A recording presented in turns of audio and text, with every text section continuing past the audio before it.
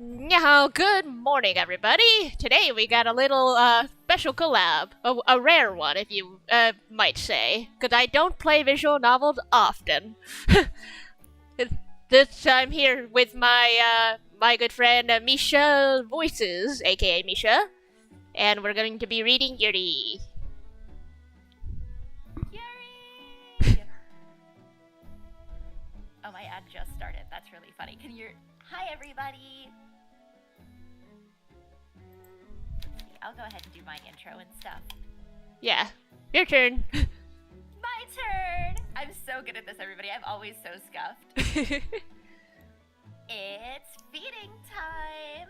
And it's Feeding Friday, where I feed on romance. I'm here today playing Blackberry Honey with my friend Shul. Hi, hi. There's gonna be maids, there's gonna be Yuri. What more can you possibly want? The answer is nothing. The answer is nothing. All I want is maids and Yuri. The only thing that we could want is figure out how to dodge the 18 plus, because there were 2 launch options. I just hope I launched the normal. I'm always 18 plus. I can't censor myself well. Yeah, but I mean, if the scenes get too perverse, I'm gonna have to like black out my thing. They won't get too perverse. Hopefully. Don't worry, we'll keep it R-rated and not X-rated. You know? Oh my god. Yeah, hopefully we don't read so far. Like we're not reading so far in that we do get to the sex scenes.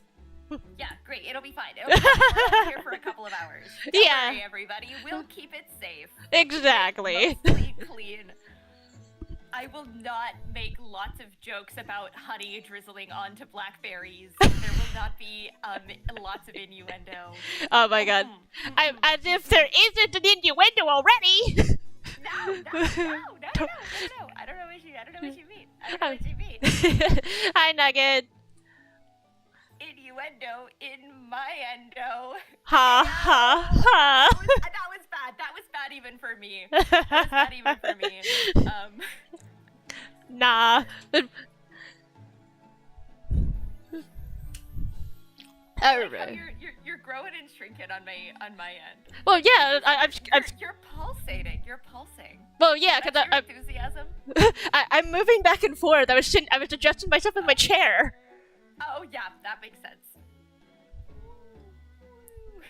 You. Whoosh. Alright, are we ready to get started? I think we're ready to get started with lots of Yuri. Yeah, I know you said you would do your research. I did none. Well, what I did was I looked at the Steam page for the game. That's Okay. what I did my research. Okay. I try not to spoil myself too hard on games. I know that there's characters, and they are maids. There is one with dark hair, and there's one with lighter hair. Yeah. They are presumably the respective Blackberry and Honey. Yeah. I'm imagining that imagery is gonna pop up. That's what I've got. This is not about pastries. The Blackberry Honey was like, oh man, that would go really, really well on some toast. That would be really excellent on some brie. I love a baked brie. I was like, this is not about an actual food dish. Blackberry honey does sound like a very very appetizing breakfast pastry. It's a great food combo. Like, I would. But would you love some blackberry honey for breakfast? Yeah, yes, I would. Honey on any fruit, win. It's victory. Alright, I bet you start.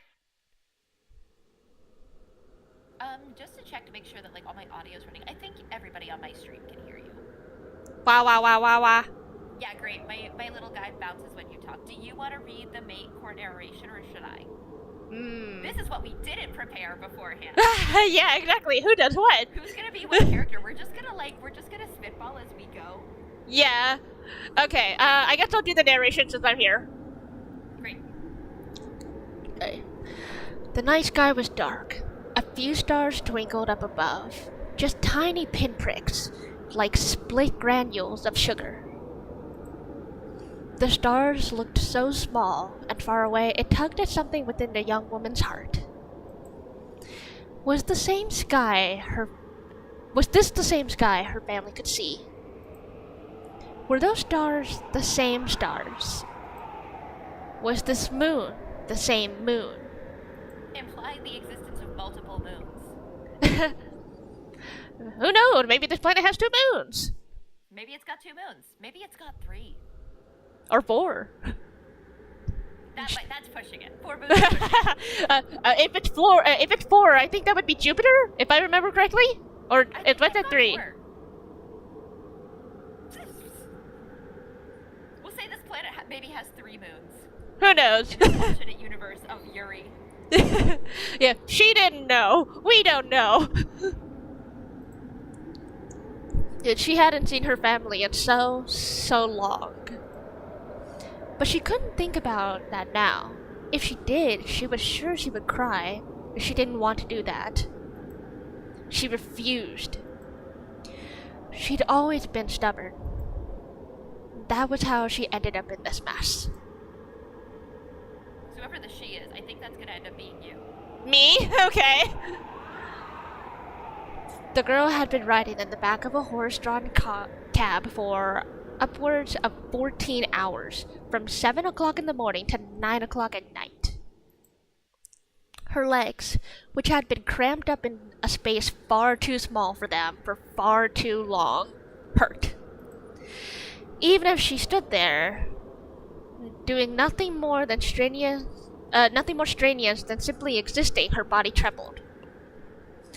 It felt like a mischievous imp was inserting needles into the backs of her legs. What an image! I'm sorry, I'm just like, there's like behind her chair, like a very tiny little imp with like, do we mean like medical needles or like acupuncture needles? Or like, I don't know, there's so many different words that could mean. It's just like the most demented demon acupuncture. I mean, I guess that's one way to say pins and needles. I guess that's one way to say, my leg fell asleep. It's like an imp has inserted needles into my... That's poetic indeed. God. She could hear in the distance the sound of horses, hooves striking against the ground. The carriage was lurching away beneath the cover of the night. There was nowhere else for her to go. Nowhere for her to run. All she could do was stare at the wrought iron gates before her and the large imposing house beyond. Bly. It was worlds apart from the girl's home in Liverpool, which she had shared for many years with her mother and 2 sisters. 3 sisters now, given the recent birth of the youngest, Alice. Little Alice. But she would never be able to see Alice grow up. She swallowed. Her throat convulsed. So this was to be her new place of residence, but not her home. She could never call it her home. There was something horribly austere about the place, not helped by the sinister shadows that enveloped everything. The trees in the vast, expansive garden were tall and skinny. They stood sentinel, their boughs waving in the breeze. Almost like ghosts. Skeletal soldiers. Bly, with its crumbling walls and darkened windows, seemed like the kind of place that would have a ghost story or 2. It had existed long enough. Built in the early part of the 17th century, the girl had heard. That's old. Sometimes I hear about buildings in Britain, I'm like, that's 400 years ago. 400 years ago when slavery was legal. Yeah, like before like countries like America had even started being like, you know, thinking for themselves. Yeah. Wild. Very wild. How many ghosts lurked within those walls? Soon she would find out. Her carpet bag was balanced in the crook of her arm. It was small and had a dent in the side, impossible to remove. She knew, because she had tried. All her worldly belongings were stowed inside that single bag. A few sets of clothes, a hairbrush, an old, battered volume of Robinson Crusoe? That was all. There were no toiletries, no jewelry, not even a second pair of shoes. Her most valued possession is a copy of Robinson Crusoe. That's depressing enough. She couldn't afford such luxuries. She was only a maid. A maid at Bly, working in the service of the Leonard family. She'd never met the Leonard family before, but the Pickering's housekeeper, Miss Mary Ann, had told her that they were not so very bad. Not so very bad, just a little bad. They're not so Yeah, very bad. Not that bad, I promise. Not that bad. There was the mistress, Lady Louisa Leonard, the husband, Lord Albert Leonard, who was often away on business trips. And then there was their sole daughter and heir to the family fortune, Lady Constance Leonard. She could handle that much, couldn't she? She hoped so. She had to. She didn't have a choice. She drew in a deep breath. The cold air tugged at her hair and her skirts. Her fingers trembled. They were starting to turn blue. The wind seemed to suck the air out of her lungs. It felt like a cold hand was pressing against her larynx. She choked on her own breath. Not her larynx. Her eyes stung. But she wouldn't cry. She'd always told herself she wouldn't. Instead, trying to gather what little scraps of self-confidence she still possessed. Oh, big boobs. That's the honey. Big boobs. I like her, like, she's got a little bob and she's got her big ponytail. Imagine having boobs so big you have to, like, hold them up with one hand. Like, you gotta hold them up with an arm. I imagine... They, like, melt around your arm. I imagine around the 17th century they didn't have good breast support. They did. They had little corsets then. But just the corsets, though? That's not lifting anything. That would have locked them in. They wouldn't have been drippy. I mean, I guess. And then they had, like, breast bindings. Like, they had, like, cloth they would use. But okay. But it wouldn't be dripping. But do you think a maid like her would have a quality corset? Yeah, she would definitely need to have her boobs put away. I don't know. They look like they could fall out at any time. Hey, you can do this. There's no turning back now. Lorena Wang, only 19 years of age, clutched her bag to her chest and strained her back. She wasn't one to back down from. That big. Yeah, like with whatever back she has. Just how bad could Bly possibly be?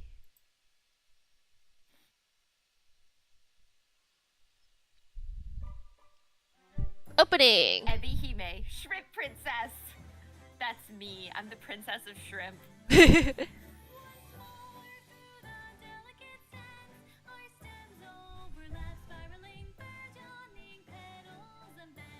music! Yeah. Great.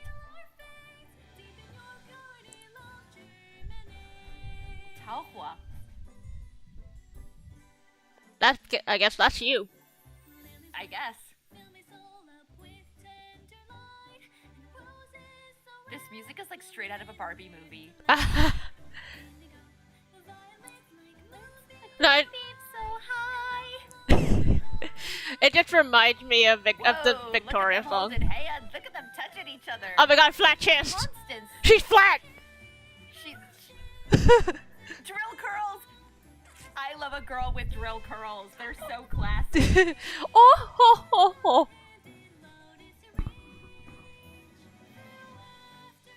I am looking up the history of bras now. Oh my god. Damn it. Ooh. I liked how Ooh. Jade. Whoa! I was gonna say, like, I like her earrings and that they were smooching. Yeah. Ooh. Ooh. Ooh. Whoa! Ooh. Man, we can choose right in the opening scene?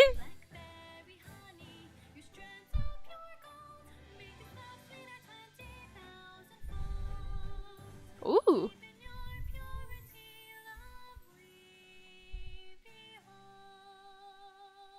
Deep in your purity, love we behold. Whoa! Whoa! The 16th of March. Wednesday. I can do those little, like, title-y things. Totally.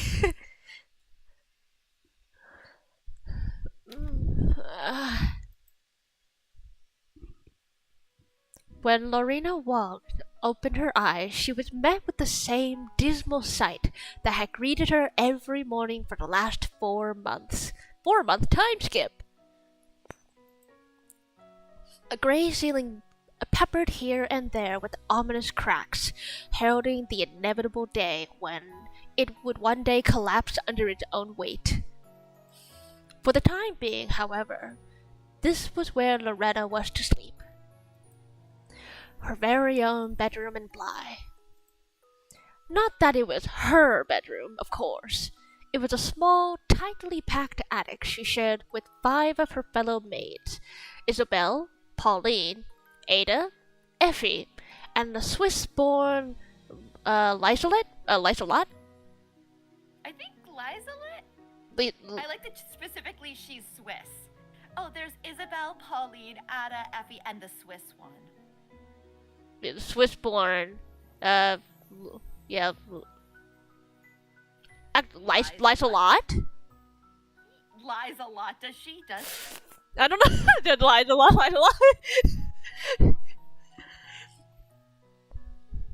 only one way to find out.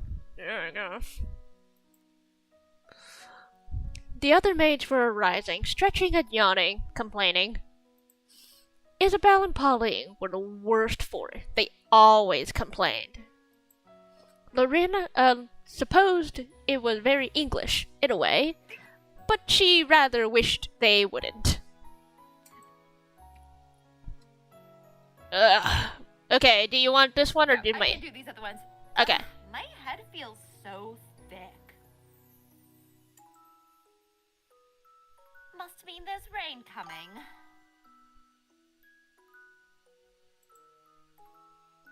It always bloody rains around here. Hi, Corbin! Welcome to the stream! Hi.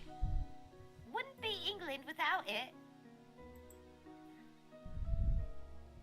Should I do the other 2 maids? Yeah, you can do the other ones, yeah. Okay. You can try to do a Swiss accent if you want. I don't know what Swiss is. Great, cool. I like the rain. Good on ya, Effie.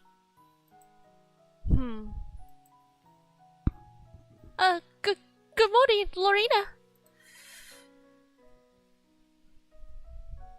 Why are her boobs melting like this? I did look it up.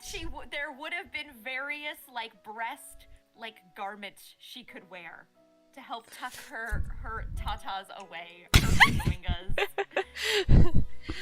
She did get big hunka-dunka-badunkas. Her hunko-badonko-badonkas. She is breasting boobily. Boobalicious.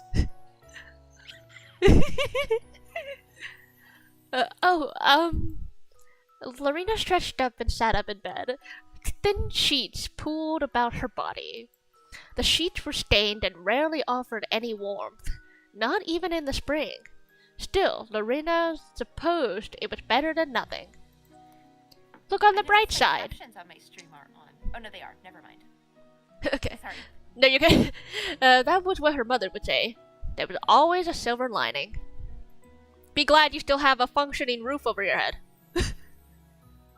Said silver lining, being Lorena's fellow maid, Ada or Ada. Which one do you think? Let's go with Ada. Ada? Okay. That sounds more British. Ada was rather young, only a year or so older than Marina, and the other two maids had formed something of an alliance. They were both the oldest sisters in large families, and they both worked in order to support their siblings. The only difference was, Ada had 3 younger brothers. Lorena had 3 sisters. I'm still not sure on the time period here. I don't know what year it is, but like... All we know is 17th century.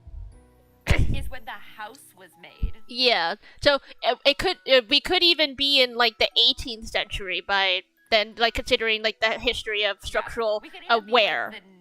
Yeah, we might even be like in the 19th century by now. I was just thinking that like that's not a large family by those standards, I don't think, historically speaking. Yeah, Like, Mexicans have more children than this. I think that like old British families, like especially like peasant families, it was a lot of kids. They're like 10. 4, I think was like average. Yeah. Good morning. See what she has to say to Ada. Yep. Good morning, Ada. Good. What's so good about it exactly? It's just a figure of speech. I don't care what it is. It's blinking ridiculous. Yeah, we really gotta pull out the British accents. We gotta get... Here. Does anybody want to wake up at 5 o'clock? Maybe masochists. I must be bloody masochistic working here.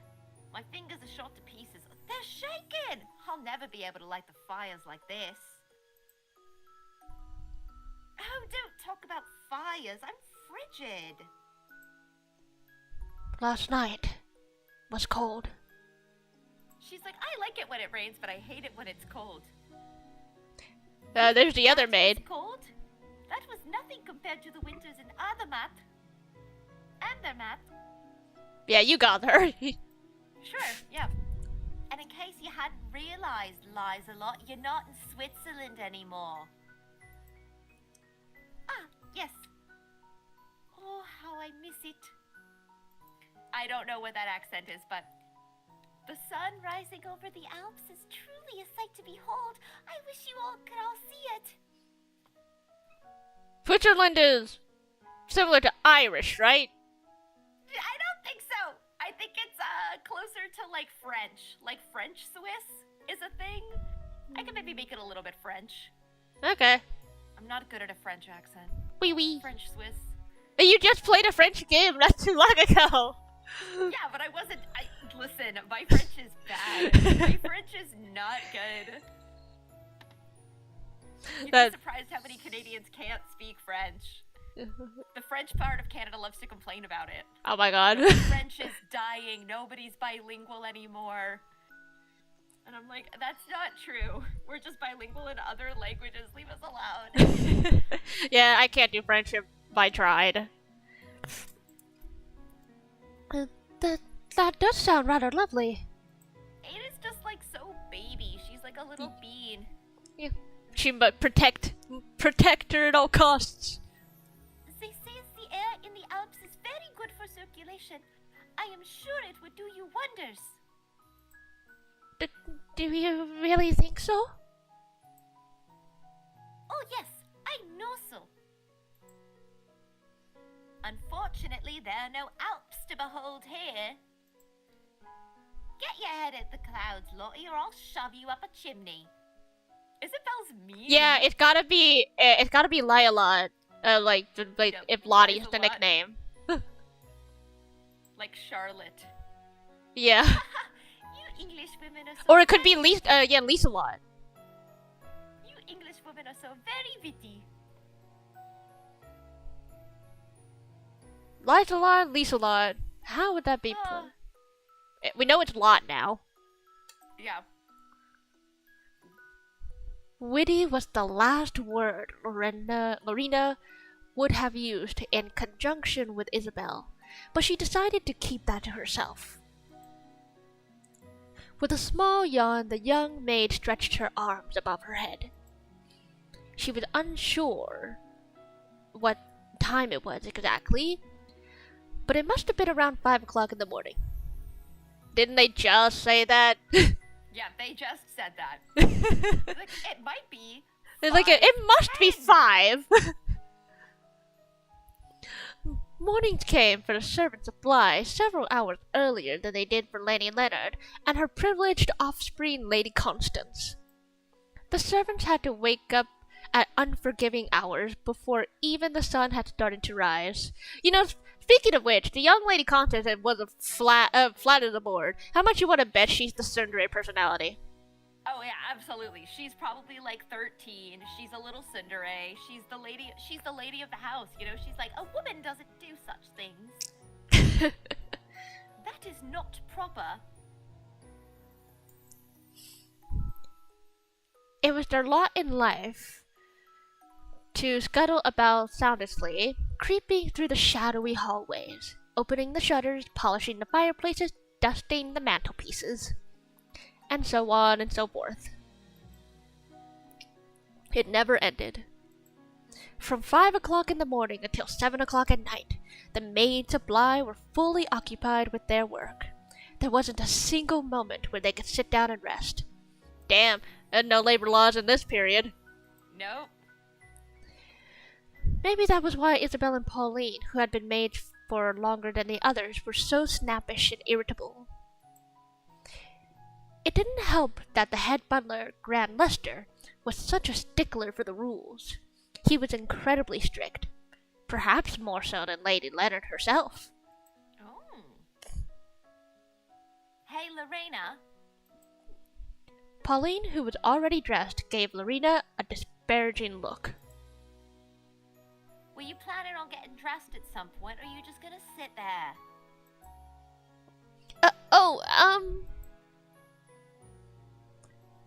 Lorena scrambled to her feet, throwing the covers to one side. She had been so immersed in her idle fantasy, she had quite forgotten. Her fancies of being an idol. Pauline snickered? Snickered? Yeah, I think that's just like a different way of spelling that. I guess. I've never seen it with cheese. So did Isabel. I have on occasion. I think it's a British spelling.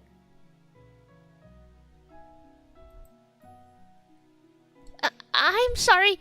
I'm getting ready right away. Don't apologize to us. Apologize to Miss Celesta when you're late coming downstairs. Again? Ha! I'm getting dressed right now. I am. Do you want us to applaud?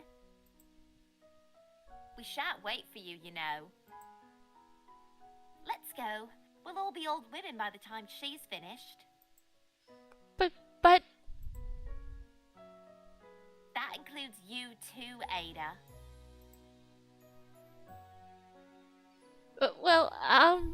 Alright. Sorry, Lorena. Don't apologize to her, stupid. If she gets scolded, she'll deserve it. On her own head, be it. I understand. Sorry. And you, Lottie, are you coming or are you still thinking about Switzerland? I am always thinking of Switzerland. But I do not want to be scolded by Mr. Lester. He is so very strict. Yeah, Lisa Lod gave Lorena an apologetic smile. I will see you later, Lorena. If you ever have cause to feel down, just think of the Alps. I will. Not that Lorena knew what the Alps looked like. She didn't know very much, really. She never had cause to travel beyond the borders of her home country. Being a maid, she'd probably never get the chance. She's never seen the picture in a book. As if these maids could afford books. Crusoe? Well, yeah, she has one book. Her future was already set in stone. Oh my god, here we are, the chibi lady. Later that morning. Is this the one you wanted? Hmm. Should I do it or you? I can do it. You want to be Tsundere Brat? Yeah, I want to be Tsundere Brat. That's what I was made for. Okay. Hmm. Lady Constance made a show of pondering, index finger tapping against the lower lip before she shook her head. No, that is obviously not good enough. The leaves have been eaten by caterpillars. Look.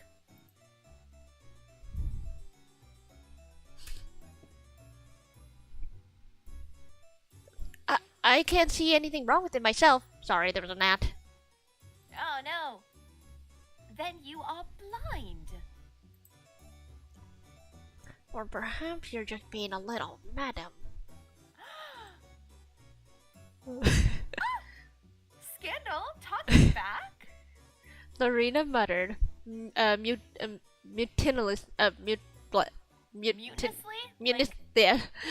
mutinously under her breath. I can't speak today.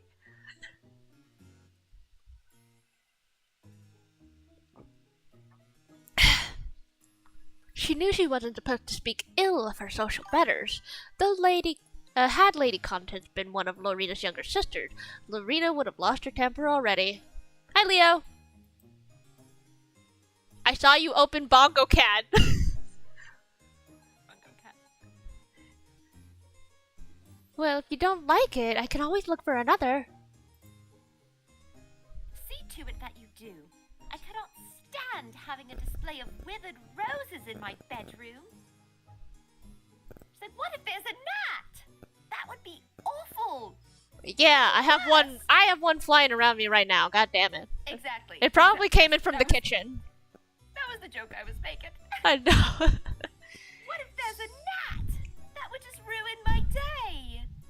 Yeah, you're just gonna see my model darting around it, like, because I have the fly in my eyes. You're gonna try to hit it with your forehead. That's Oh my god. Bam. Bam. I'm a cat, and the cat instincts here. Cat instincts. I bet you couldn't. What was that? Oh, nothing. Just talking to myself. Well, don't. Mother says that's a sign of madness. Perhaps she was bad. Lorena mused. She must have been. To take Lady Constance's abuse, she'd have 1 ounce of sense. Wait, she'd had... If she'd had 1 ounce of sense, she Oh. would have. Like, if she had any sense. I was wondering, like, what's the duh part? It's like, if she would If have... she had had. Yeah. Yeah. Oh, okay. Double had. Yep. She would have slapped Lady Constance right across her smug little face. 12 years older? No. In fact... I was off by a year. She's 12, not 13. Yeah. In fact, it was precisely because Lady Constance was 12 years old that she needed disciplining, if nobody gave her a stern talking to. Lorena feared Lady Constance would become quite an unpleasant person when she got older. Even more unpleasant than she was already. Ouch. If Lady Constance had been a sweet, innocent child who enjoyed tucking herself into small corners and reading books, she would have been a pleasure to serve. Lorena would have gone out of her way to make life as comfortable as possible for this imaginary Constance. The real Constance, however, was not so lovely. Real little girls never were. Though they were depicted as sweet, delicate angels in plays and poems, the reality was rather different. Real little girls are never nice. Now, maid, try to find me some roses that look nice. It shouldn't be too hard. Joe has strict orders to only let the most beautiful roses bloom in this garden. Yes, miss. That was easier said than done. If the roses within Lorena's immediate vicinity were not acceptable for whatever make-believe reason Lady Constance had dreamt up, she would need to search harder. What about the roses that were further back in the thicket? Lorena began to search, brushing some of the roses to one side. The flowers were undeniably beautiful, their pink petals as soft as velvet, but the thorns were numerous. They were sharp and pointed, just waiting to spill blood. Lorena shilled away like a reluctant pony, her fingertips trembling. The thorns promised pain, and she had no desire to cause herself unnecessary grief. Lady Constance, meanwhile, was unsympathetic. The little girl tutted and sighed and tapped her right foot against the ground, her brown eyes rolling inside her head the whole while.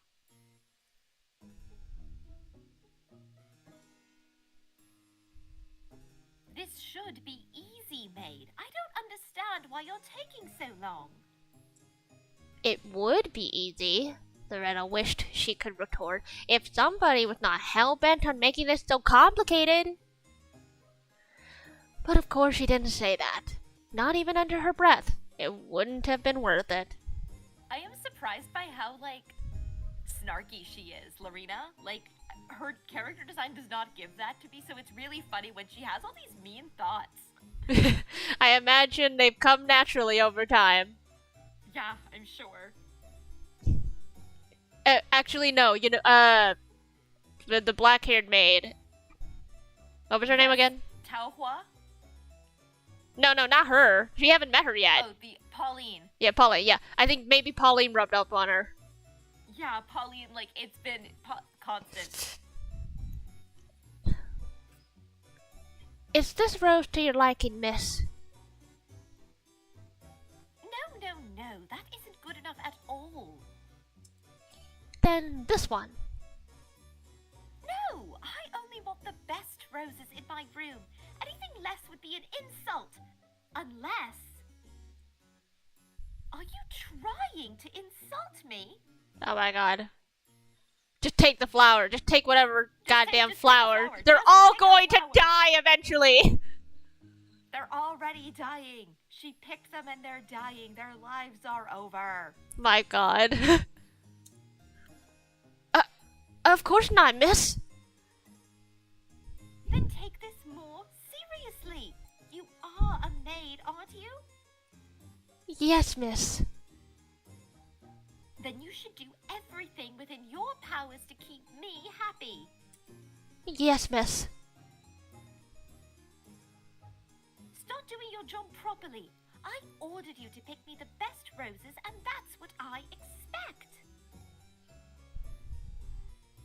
The best roses are the ones right at the back, so you need to look a little deeper. She's gonna absolutely make her prick her fingers. Fall into a rose bush. She's gonna fall into that rose bush. She's gonna get covered in... Yeah, she's gonna get so many scratches. The violence. But, miss... What? Didn't you hear what I just said? I gave you an order. I realize that, but... Are those ears of yours just for show? You were listening to me, weren't you? Yes, I understand. You understand what? I understand, miss. If you understand, start looking. I won't leave until you've picked at least one acceptable rose. Yes, miss. Left with no other alternative, the young maid continued her search amongst the flower beds.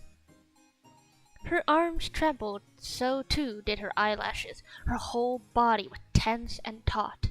One wrong move and she would lacerate her skin. And not just one, but 2, 3, 4, 5, 15 places.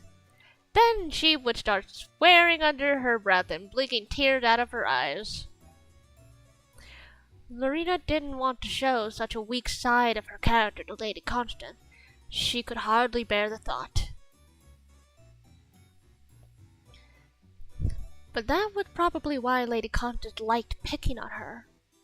Oh my gosh, I totally missed an alert earlier. Thank you so much, Yuki the Snow Comet, for following me on Twitch. Thank you very much. Yeah, follow my friend here.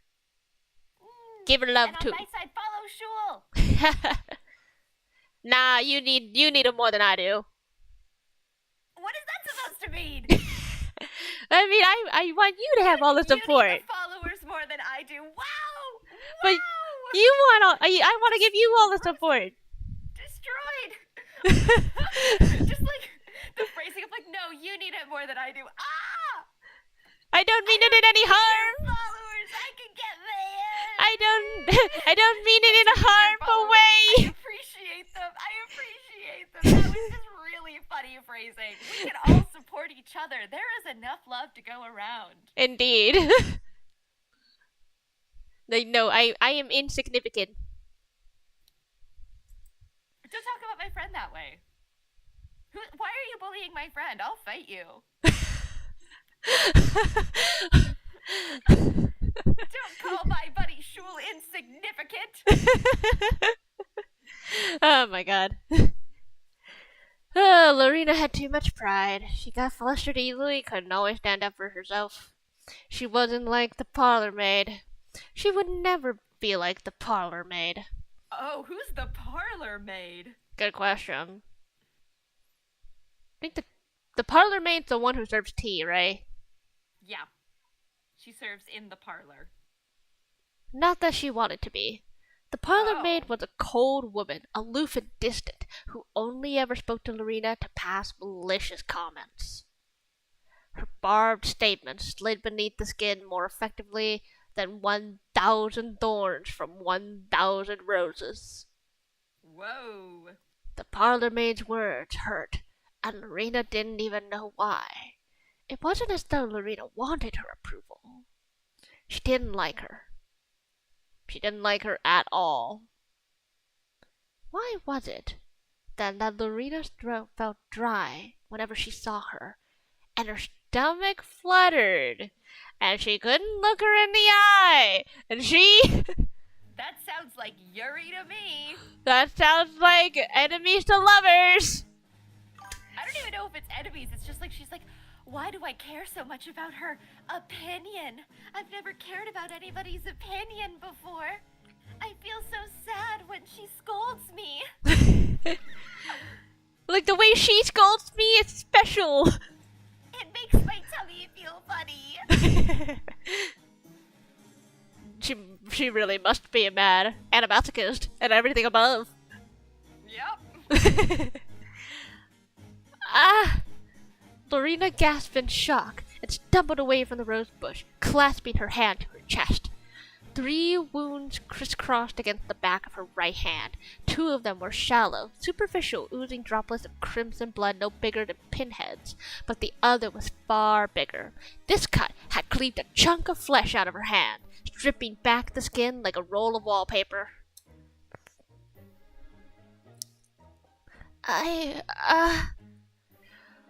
Lorena stared at her hand, and then at the ground. There were splotches of blood, her blood, just inches away from her right foot. She shook her head. She felt sick.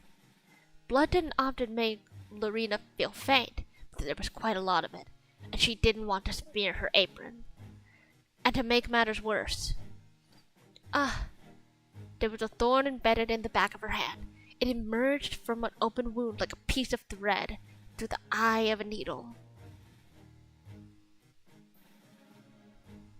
Don't bleed all over the flower beds, idiot. What do you think you're doing? I just, No, don't tell me. I know the answer. You weren't thinking at all. You mates really are useless. Then do it yourself. Do it yourself. Get new maids. I don't know. Here's the father maid. My. How did you do that to yourself? Yeah, you have to be the father maid if I'm the southern maid. Yes. How did you do this to yourself? It was an accident. Well, I should hope you didn't do it on purpose. That would be quite the foolish thing to do. Blush. Lorena glowered, her cheeks flustered.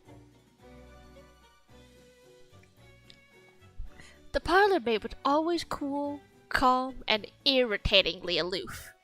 Yeah. She was as haughty as a cat, and constantly seemed to look down on others, but she always accompanied her blatant disregard with a small smile.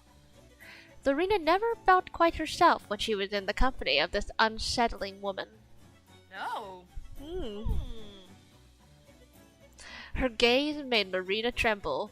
It was almost as if everything within Lorena had been misaligned by an inch or so her skeleton no longer fit neatly inside her body. Truthfully, Lorena had been hoping to avoid the parlor maid during this sad state of affairs. In a more perfect world, she would have retreated to the kitchen, cleaned the blood off her hands beneath the sink, and pulled out the offending thorn with minimal fuss. No fanfare at all. That was what she wanted. But life was never that simple. The parlor maid had been in the kitchen already, and Lorena had only realized once she had crossed the threshold, and their eyes had met. It had been too late to turn about and leave. Why the She walked in and she went, nope, and she tried to back out. And Nyahao said, what's wrong? And she's like, I want the floor to swallow me. Oh my god. Nah, she should have just instantly walked back at the moment she started, like, nope. She didn't turn around fast enough. Why, the parlor maid was in the kitchen, and not in the parlor, as her title suggested, was a mystery. I mean, surely you need tea spices in the kitchen, right? Yeah, she's grabbing things from the kitchen. It appeared, though, Lorena had no intentions of asking her, that she was in the middle of preparing various tea things, arranging several willow-powdered teacups and matching teapot on tea tray. With Lady Leonard having guests then, it seemed as good guess as any.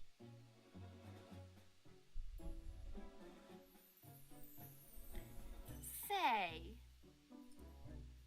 What do you want? I was wondering if I could take a look at your hand. And why do you want to do that? Oh dear, so suspicious. I just wanted to know if I could be of any assistance. You look like you're in pain. I don't know why you care. I'm just trying to show an interest. There's nothing terrible about that, is there?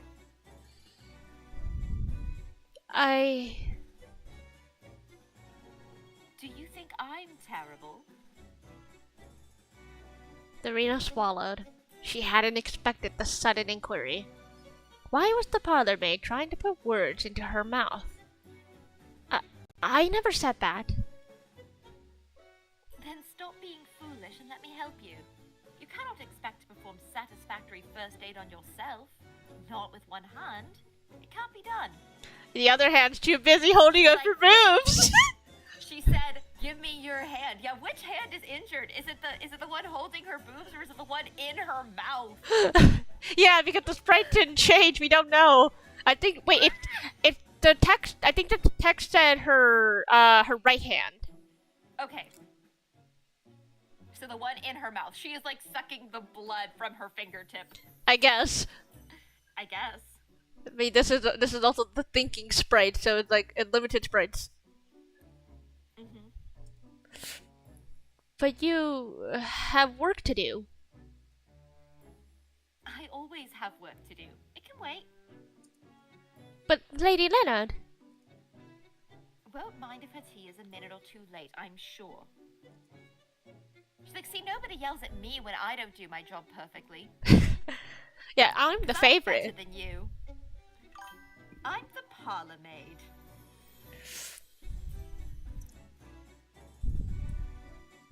Look, the breast support hand is paramount. It must remain there all the time. She had 0 free hands for first aid.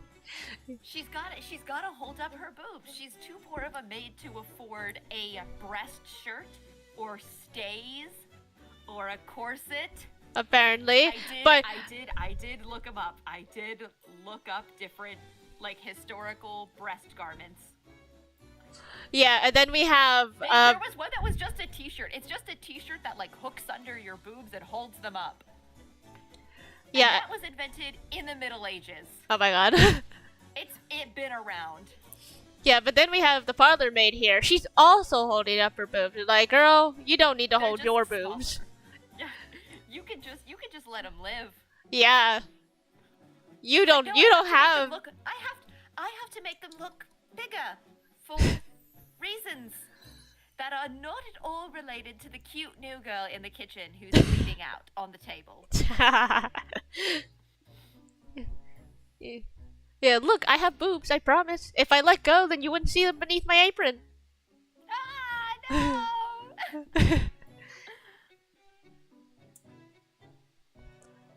But you are not, and I am, and it is different. That's right. It is different, isn't it? Now, don't look so down. I'm just stating the facts. There's no need to sulk. I'm not sulking. You are sulking, and it's cute. Tell me more. You're angry with me, aren't you? Lorena opened her mouth, closed it again. Her face turned even redder. Oh, Taohua knows the power she has. Oh, yeah. The parlor maid laughed. You're so easy to read, Lori. She gave her a nickname. Ooh. A nickname. Ooh. Lori. That's right, Lori. Nobody calls me that. I just did. I wish you wouldn't. We can't all have what we want. I'm aware of that, thank you very much. Lorena frowned. So the parlor maid knew her name, though she insisted on using a silly nickname. For whatever reason, Lorena didn't know hers. Maybe she should have done, considering she had been at Bly for 4 months. But the parlor... 4 months? Yeah, I said that at the beginning. Look at... I just like the rapid jump between, it's my first day in this terrible place, to 4 months later. That's really funny. Yeah, but we literally had a time from the moment she woke up. I know, but like, that's right. It's been so long. 4 months. 4 months. A whole season. But the parlor maid's name was strange and foreign. It was difficult to get her tongue around, though she must be Eastern, right? Taohua Yeah, sounds Eastern. I think she's Chinese. I think she's East Asian. She gotta be, with those sharp almond eyes. With the name she gave, I think it's because of the name, because I know Hua means flower in Chinese. Taohua and Lori. Why should she need to know her name anyway? They weren't friends. Lorena wanted nothing to do with that insufferable woman. But all the same... Ooh! Cutscene! Holding her little hand. And we got achievement, the Thorn, meeting Taohua. Ooh. What are you doing? Taking care of you, like I said I would. But why? Because I don't believe you can take care of yourself. Whoa. Cute and condescending. She's a little bit of a bully. Just a little bit. Just a little bit. This cat likes to play with her prey. And Lorena's looking like a little mouse over here. Yeah.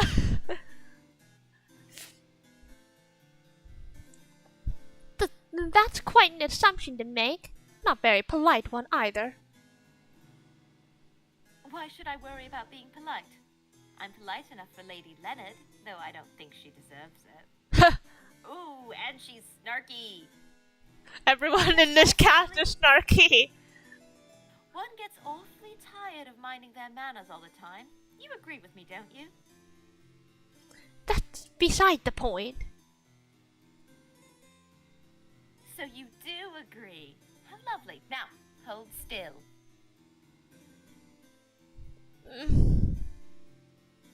Tiny noises. The parlor maid's hands were smooth and soft, and her fingers were slender. Yeah, They- nothing is straighter than describing the look of a girl's fingers. They were the hands of an artisan.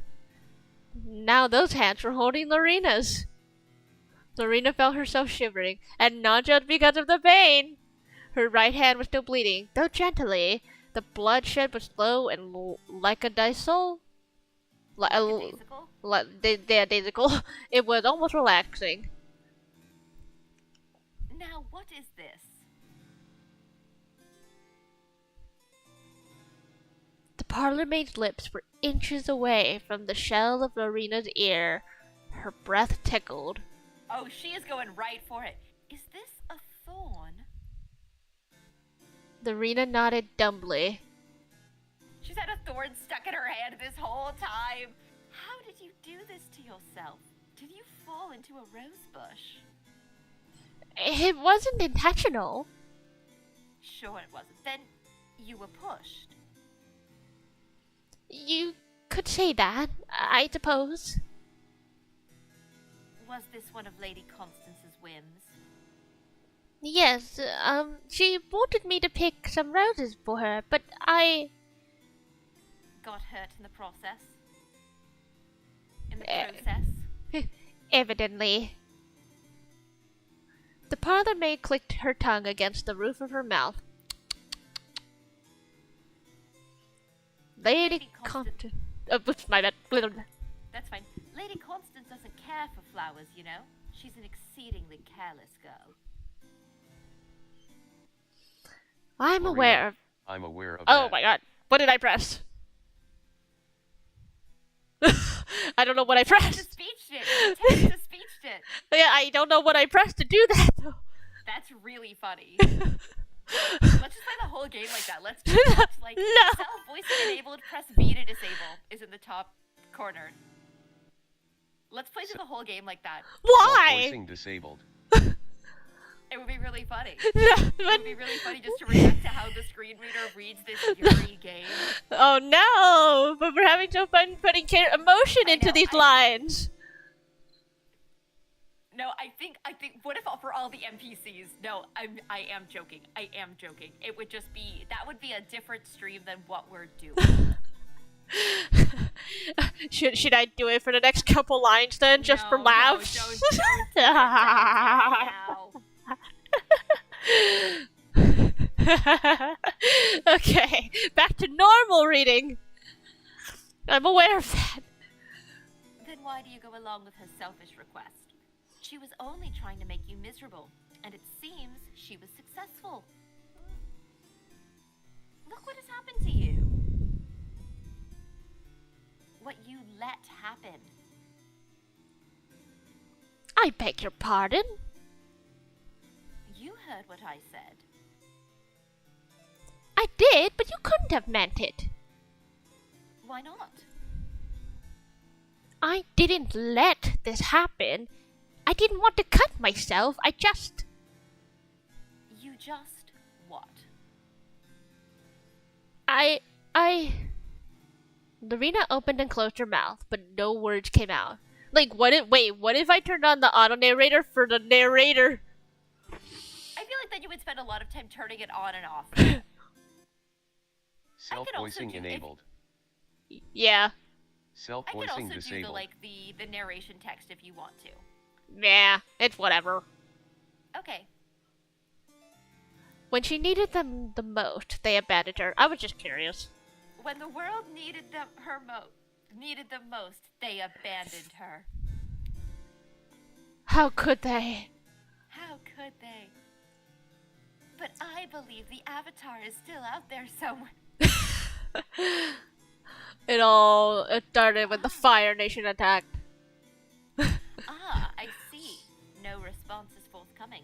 How disappointing. Anyway, let me attend to this. I never asked you to. But I will, because if I don't, it will get infected and you will get sick. Fine, go ahead. This will probably hurt. I hope you're prepared. Do your worst. Oh, was that a challenge? Take it however you want. I believe that is your role, my little Lori.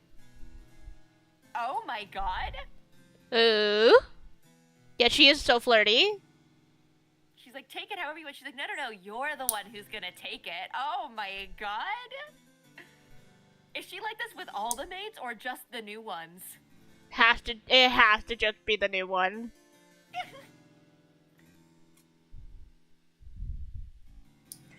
Lorena jumped. A sharp burst of pain flared up from her afflicted finger, as though a match had been struck against it. Then, all of a sudden... There we go. That should take care of it. The parlor maid pulled the thorn free.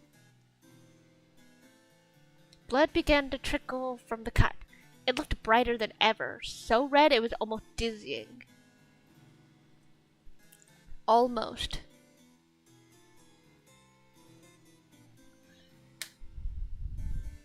Now, let's get you cleaned up. Lorena followed, obedient as a child, as the parlor maid led her to the ceramic sink. There she turned on the tap, and a steady stream of water began to flow. They have been holding hands this entire time. Yeah. This might sting a bit, but you can handle it, can't you? Wow, wow. You're a big, strong girl, aren't you, Lorena? That's right, that's a good girl. Yeah, what is she, a mum? I thought so. You're a big girl. Yep, there it is. Yeah. There it is. She's totally a mom. Yep, yep. Yeah, that's what it is, a mom. Mommy, sorry. Mommy, sorry. The parlor maid's small smile did not abate, even as Lorena's fingers spasmed beneath the water. Why are your fingers spasming beneath the water? Why is this so, like... It's very, interestingly... It is very interestingly phrased. Yeah, yeah. Spasming, as in pain, I guess, hopefully. I guess she's just... It's cold water, I guess. Lorena glared at her beneath her eyelashes. Her shoulders trembled. You... Yes. What is it, dear? Lorena gritted her teeth together. The words bubbling up within her breast were treacherous. She would never have been able to say such things to Lady Constance or Lady Leonard for fear of losing her job, but she could say them to the parlor maid. The parlor maid was the only one Lorena could take her anger out on.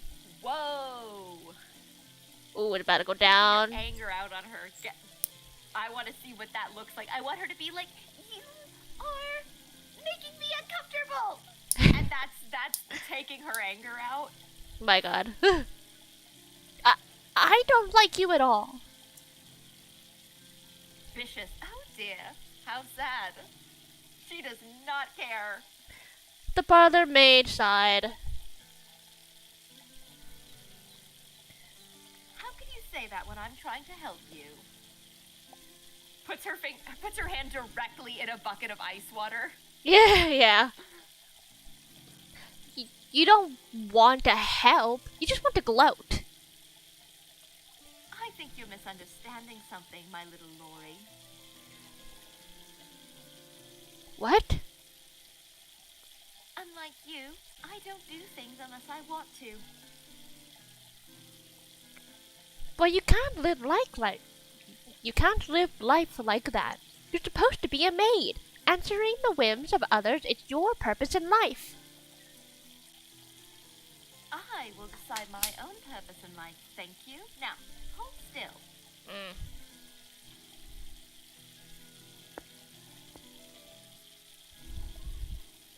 Lorena's blood continued to splash against the white ceramic basin of the sink. The water soon washed it away, muting the color until no more trace remained. Well, that settles that.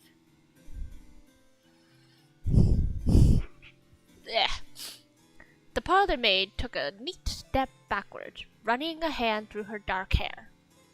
The action seemed carefully calculated. Somehow, it made Lorena feel uneasy. Everything about the older woman was unsettling. And don't worry, there's no need to thank me. I wasn't going to, and I still can't stand you. I know that only too well. If you cared for me in any way, you might have tried to remember my name. Oh well. Which means she has told her name before. That's really funny, and she is deliberately, being a little bit nasty about it. She's like, oh, I can't believe you've forgotten my name. You must hate me. For future reference, it's Tao Hua. Tao? Tao Hua. Not that you care.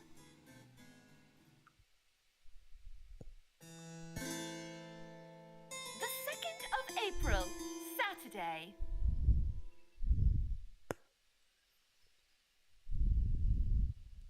Several weeks have passed. Another time skip. Which means if it's several weeks, we might be in the 6-month gap. Yeah, it's April now, so if it was... I guess we don't know what the... I'm not good at all the numbers. I'm not good at all the crunching. Yeah, fine. I don't remember what the first cut was. Now. Lorena had been trying to avoid Lady Constance as much as possible. Lady Constance had always been petty and vindictive, but she seemed even more so as of late, and Lorena didn't want to get caught up in her silly temper tantrums. Lady Constance wasn't the only one Lorena had been skirting around. There was also the parlor maid, Taohua. Her name was Taohua. Not that Lorena wanted to remember it. She'd far rather forget her. Lorena didn't want to remember how Taohua's fingers had trailed gently across her palm, or the soft whisper of her voice, or the strangely intoxicating scent of orange peels and bergamot that clung to her skin and hair.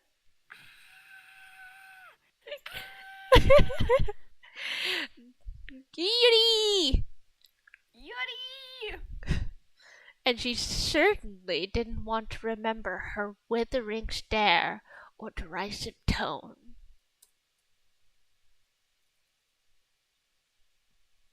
Flashback. Look what has happened to you. What you let happen.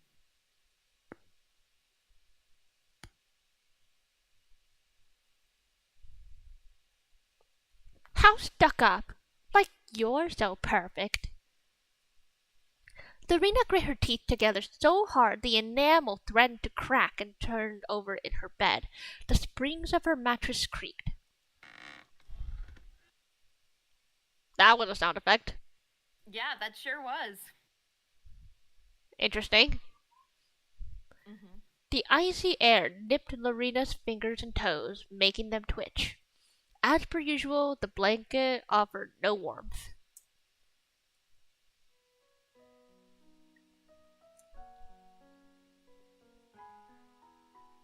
Oh, Addermat, could it really be?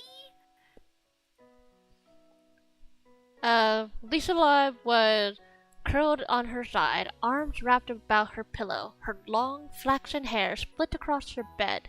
Some of it was trailed onto the floorboard, Rapunzel-like. Oh, how long is her hair? Who knows?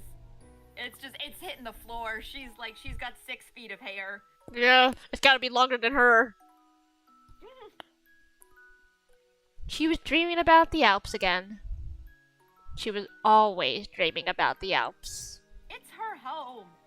At least some things never changed.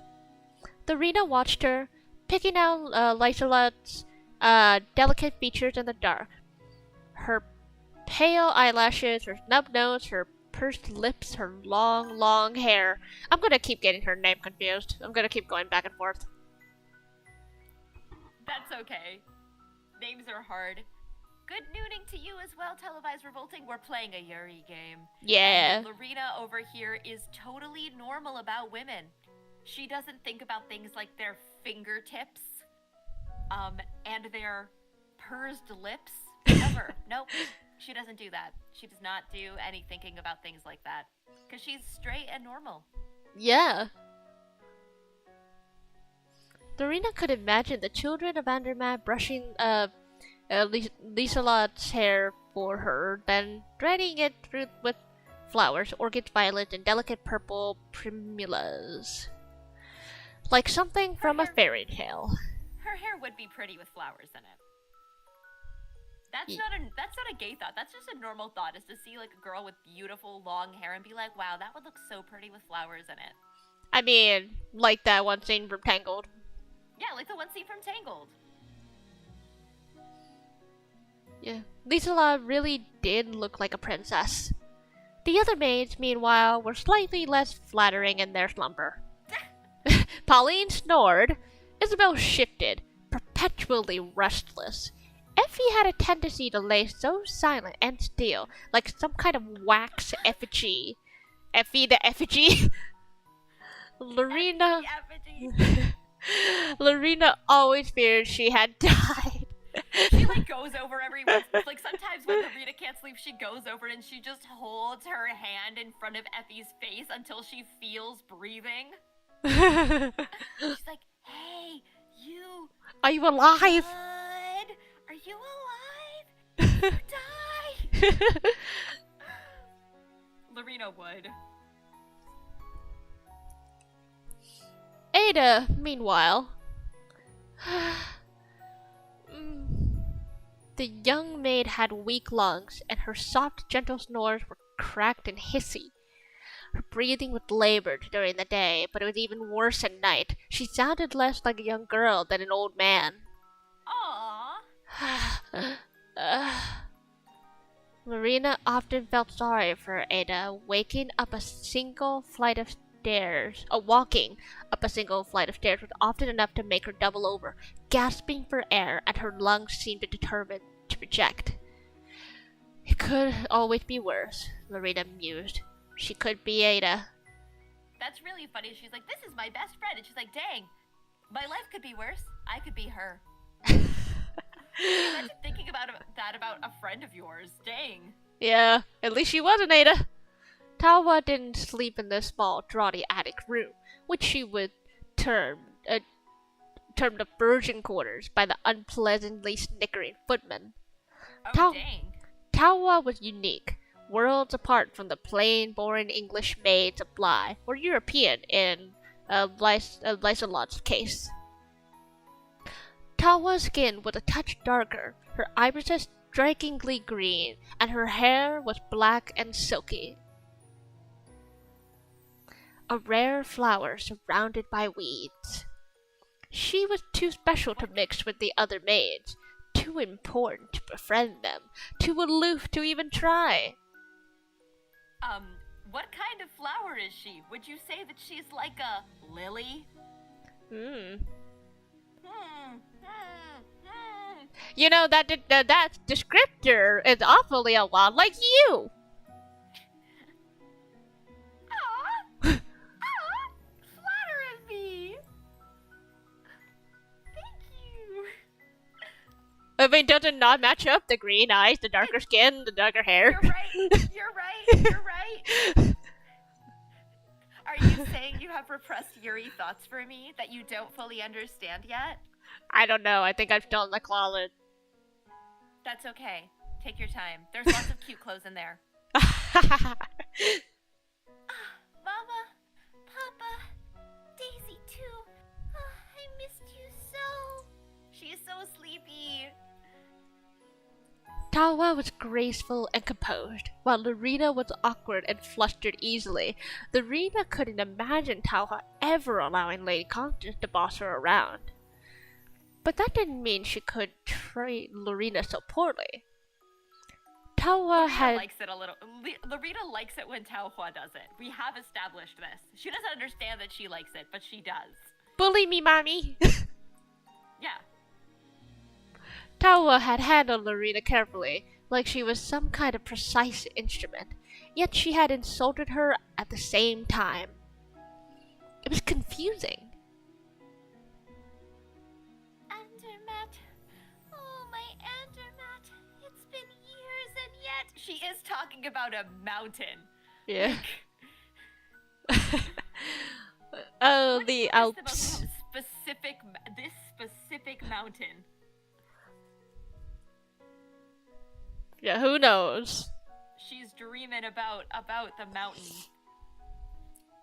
Just imagine like one of those anime dreams where like it's the prince, but the head is the mountain. But the head is the head on top of a mountain. No, just like a human body, but the head is the shape of the The mountain. head is the mountain. Okay, I was picturing the reverse. I'm Yeah. glad our images like complement each other. Yeah, like, you know, like one of those weird anime things where, like, I don't know, the head was like a plate or a random Yes, like with the horse. where she was like a TV. She had a TV. Yes, there was a manga a while ago where everybody at the school had like masks on. So like one of them was a horse and one of them was a microwave. Oh my god. So none of the girl students had ever seen each other's faces. And then it's a romance from there. Running to school with toast in your mouth and you bump into your local mountain. Entermat senpai! I mean, yeah. What kind of name was Taohua anyway? Lorena had never heard of it before. She couldn't understand it either. If she couldn't understand the name, how on earth could she ever hope to understand the women attached to it? Lorena didn't want to understand her. She just wants to think she's pretty from a distance. She hated her. Didn't she? There's your... Wait, is she talking about Lieselot or Taohua? She's talking about Taohua. Great. Yeah, it's like, her resolve is wavering.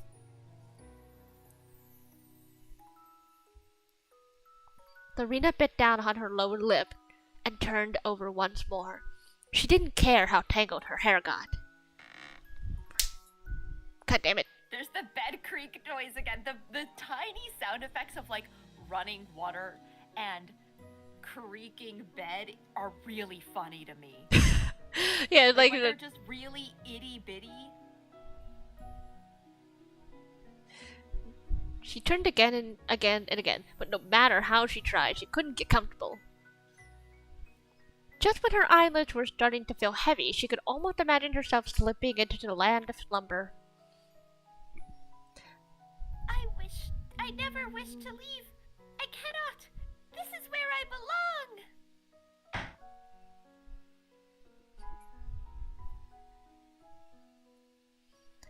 Lieselot chose that moment to declare, rather loudly for a sleep talker, her continued allegiance to her beloved Andermatt. Lorena's left eye twitched. Fine, I'm getting up. Oh, Andermatt. Shut up. Lorena sat up, her hair a disheveled mess, and glared at Lieselot. Even in her sleep, Lieselot looked perfect. Her face glowed with health, and her flaxen hair was full of life. She's just jealous. Maybe it was because of Andermatt. It's because of that good mountain air. If Lorena had been born amongst the mountains and spent her youth picking flowers and milking cows, perhaps her cheeks would have permanent roses too. Then again, maybe not. Lorena sighed and massaged her temples with her fingers. She needed to talk to somebody. But who? Everyone was asleep. Then in that case... A letter? Yes, That seemed like a sensible solution. I can't wait till somebody finds that letter. Oh boy! Lorena boy. missed her mother. She missed her a good deal. She misses her sisters, too, Ethel and Mary. She even missed a little Alice, who had been only 2 years old the last time Lorena had set eyes on her. She would have been fine now. Time really did fly. The 3rd of April, Sunday. Only 1 day this time.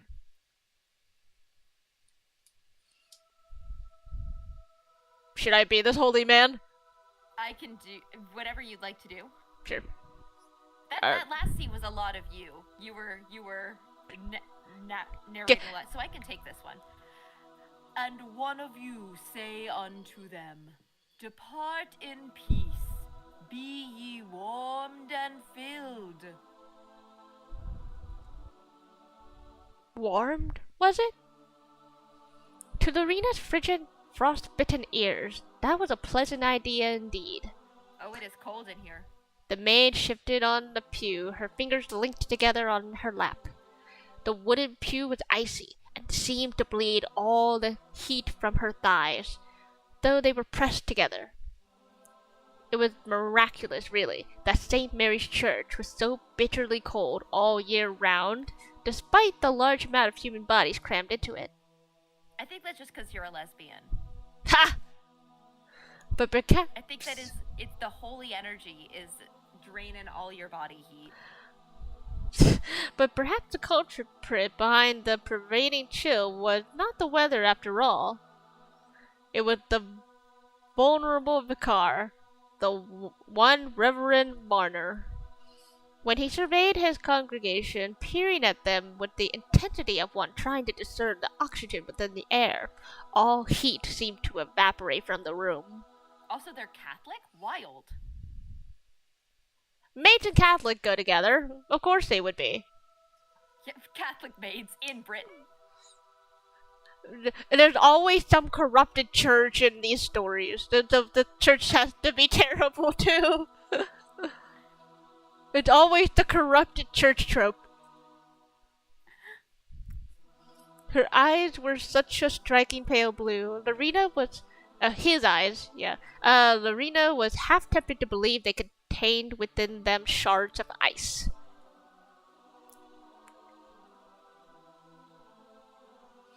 Notwithstanding, ye give them not those things which are needful to the body. What doth it profit? What doth it profit indeed? Lorena wasn't entirely sure, but Reverend Martyr made this rhetorical question seem of the utmost concern. The Reverend paused once more. He was fond of inserting large pauses into his sermons, to let his eyes sweep amongst the assembled men and women in their Sunday finest. Not that Lorena, being a maid, had any Sunday finest. Her maid's outfit, supplied by the letters, was the most sophisticated item clothing she owned. Consequently, that was what she was wearing. Lorena knew some of the more esteemed men and women of the St. Mary's parish derided her for her choice in wardrobe, but she had little else to choose from. Even so, faith, if it hath not works, is dead, being alone.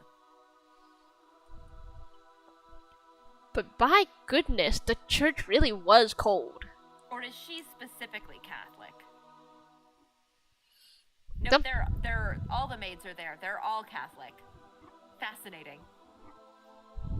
Lorena wasn't the only one attempting and failing to seize her squirming. Ada was in a similar predicament. She was shifting here and there to encourage the circulation of her legs. The maids of Bly sat together during the service.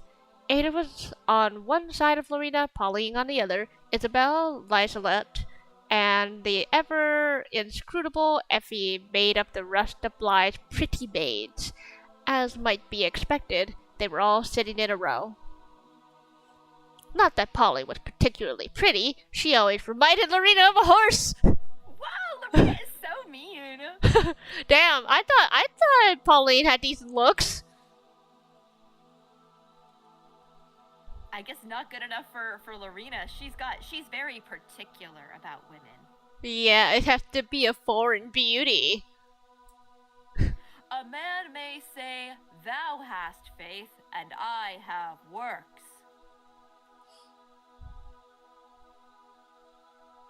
Lady Leonard and Lady Constance were also in attendance, though they weren't seated with the maids, obviously. There's a status to uphold. The maids of Bly were relegated to pews near the back of the church, while the upper echelons of society were seated in the front. Should the apocalypse truly occur, Lorena had no doubt the rich and the beautiful would be ushered up to the pearly gates first. That was just how things seemed to work.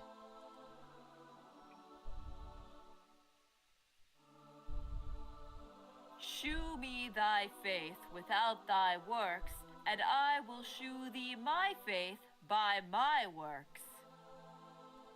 Yeah, we get it. You've got it. You can't just be faithful. You've got to work on your faith too. We get it. We get it. Twerk. Twerk. Your twerks. Your faith twerks. You gotta twerk with your faith. For the Lord. Twerk for the Lord.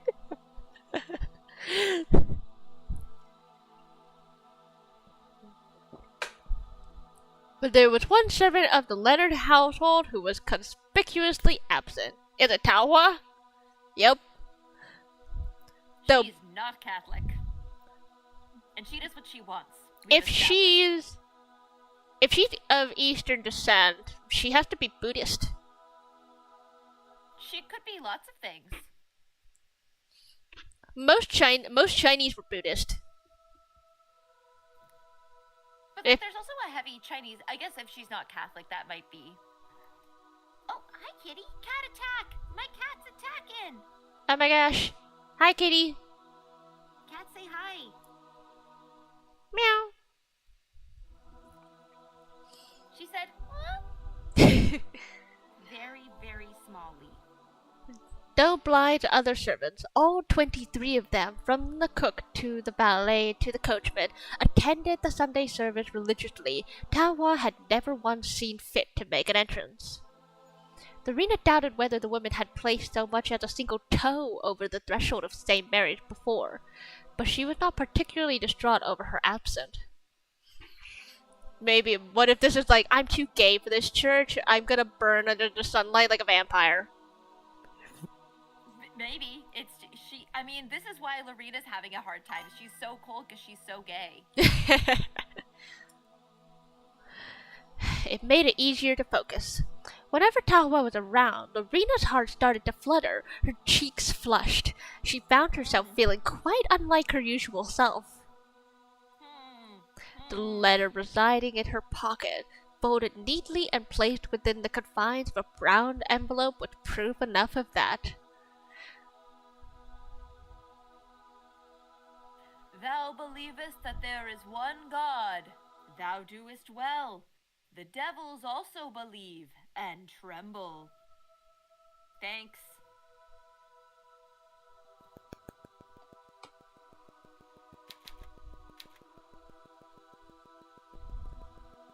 Lorena herself started to tremble. See, she's the power of Christ compels her. Sapphics, be out. Be out. Nah, heteros out, homos in. Hobos in. I'm forming a new church. It's Catholicism, but all the bad things that they say about queer people are actually true about hats. Oh my god. You be gay, do crime. That woman was no Christian. One merely had to look at her to gauge that much. Okay, so it was obvious. Yep. Great. Cool. What is that? What does that mean? What look do you mean that she looks like a sinner, or do you mean that she looks like a Chinese person? Is our cast just slightly racist? Maybe a little bit. They're weirdly mean to the European one. Yep, we're just being racist. Her particular No! her peculiar eyes, her long black hair. There was something decidedly unsettling about that woman, even more so than the tone of Reverend Marner's voice. You love her. You just... But for whatever reason, Lorena couldn't stop thinking about her. You love her! You've got the hut. It's okay, you can admit it, honey.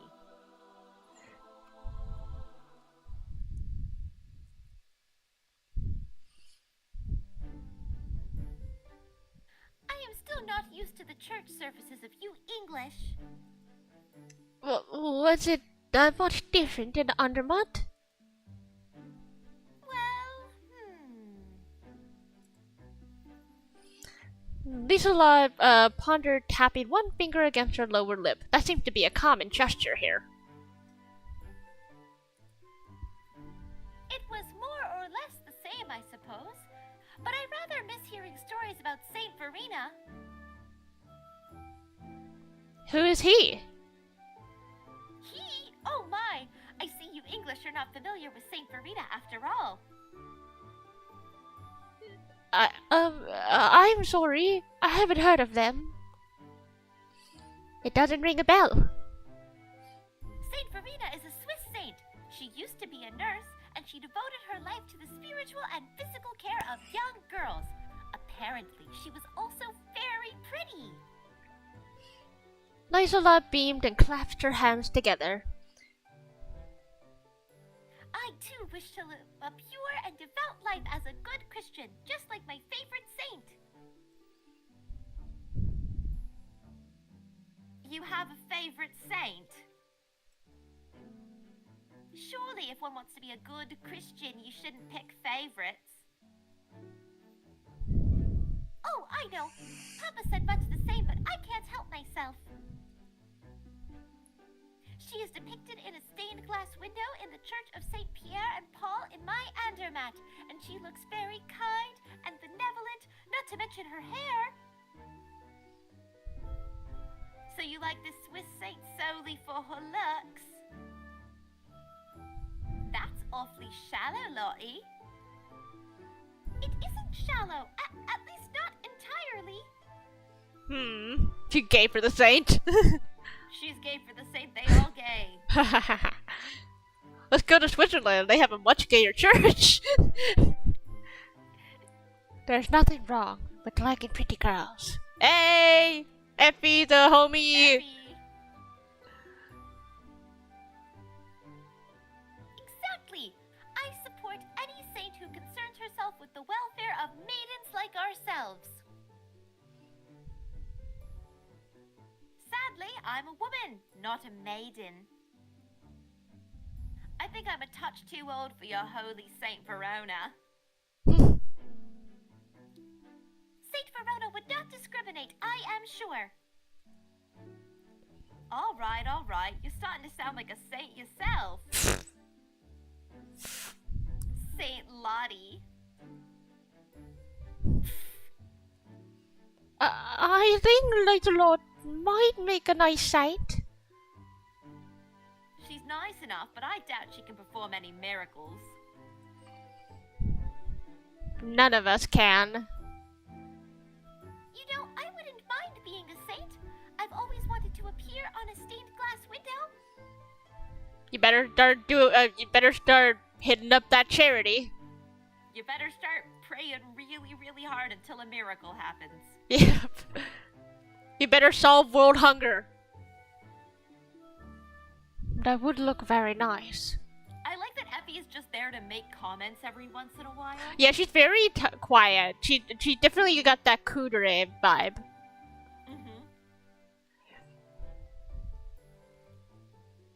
You think? It would suit you better than me.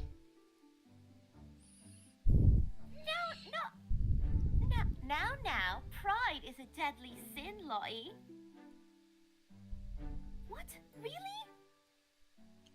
I think so. You won't be going to heaven with that attitude. Oh my, I did not wish to cause any offense. The maids of Deadly Sin Month in 2 days. Oh. Pride Month. Pride Month.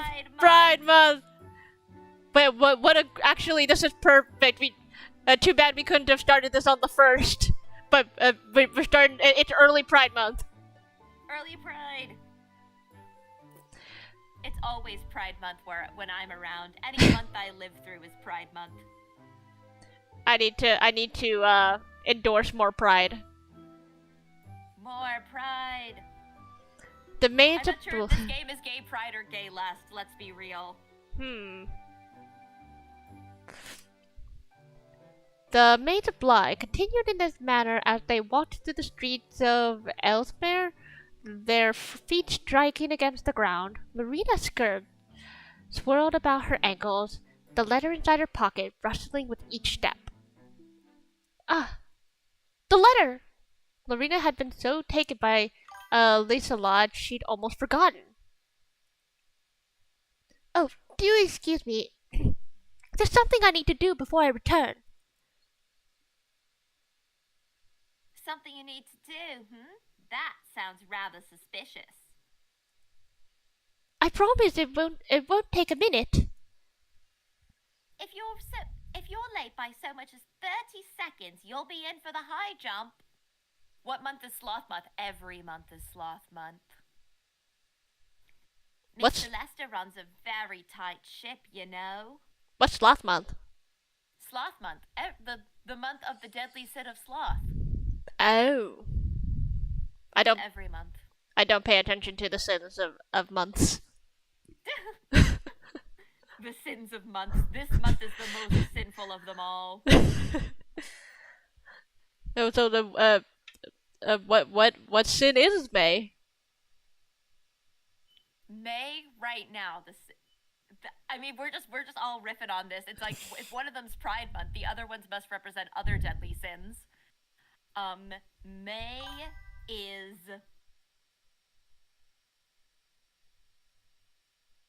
I think May might be sloth because all the school years are coming to an end, and so everybody is like feeling extra lazy. I guess so. Like school, yeah, like it's almost summertime, so everybody is the most like blah. Is Gluttony Month November? Summer. Yes. I love me Gluttony Month. Gluttony Month is the one where it might be Christmas actually, because everybody has a big Christmas dinner. Yeah. Most countries. Yeah, not everybody does Thanksgiving. Have some kind of big, and even if they don't do like a Christmas, everybody's got like a big winter feast.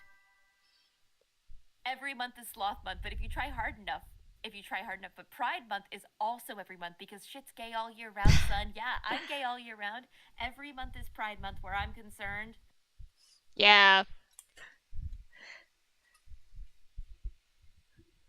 Alright. Very much December. Okay.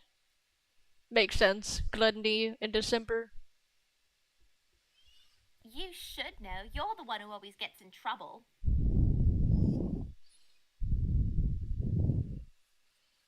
I'm aware. I'll be as quick as I can. Not that it really concerns us, but... The corners of Pauline's lips formed an unpleasant smirk. If you're back late, Lorena, we won't cover for you. October is lust. Interesting. Is it? Are you sure it's just because of the monsters or the monster fuckers? Yeah, because of the monsters. And whatever happens with the monsters. Yeah, like, are you sure it's just because of the monsters or is it the monster fuckers?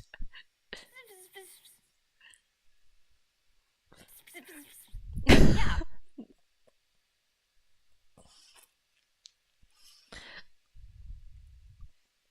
I know. And so the gaggle of maids left Lorena behind.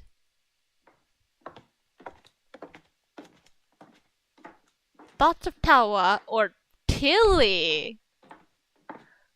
Calling her Tilly. As Lorena had so cleverly termed her in her letter, weighed heavily upon the young maid's mind. She had to get a second opinion. It had been impossible to think about anything but the older women during the service. Whoa. She's like, I was in church thinking about women. Oof, oof. Oh, there's a sin right there.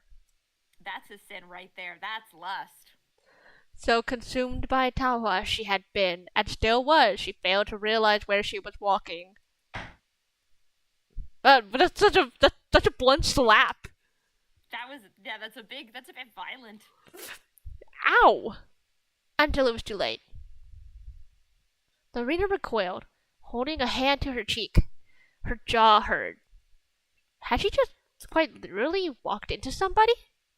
I wonder who she just walked into. Oh, a new person.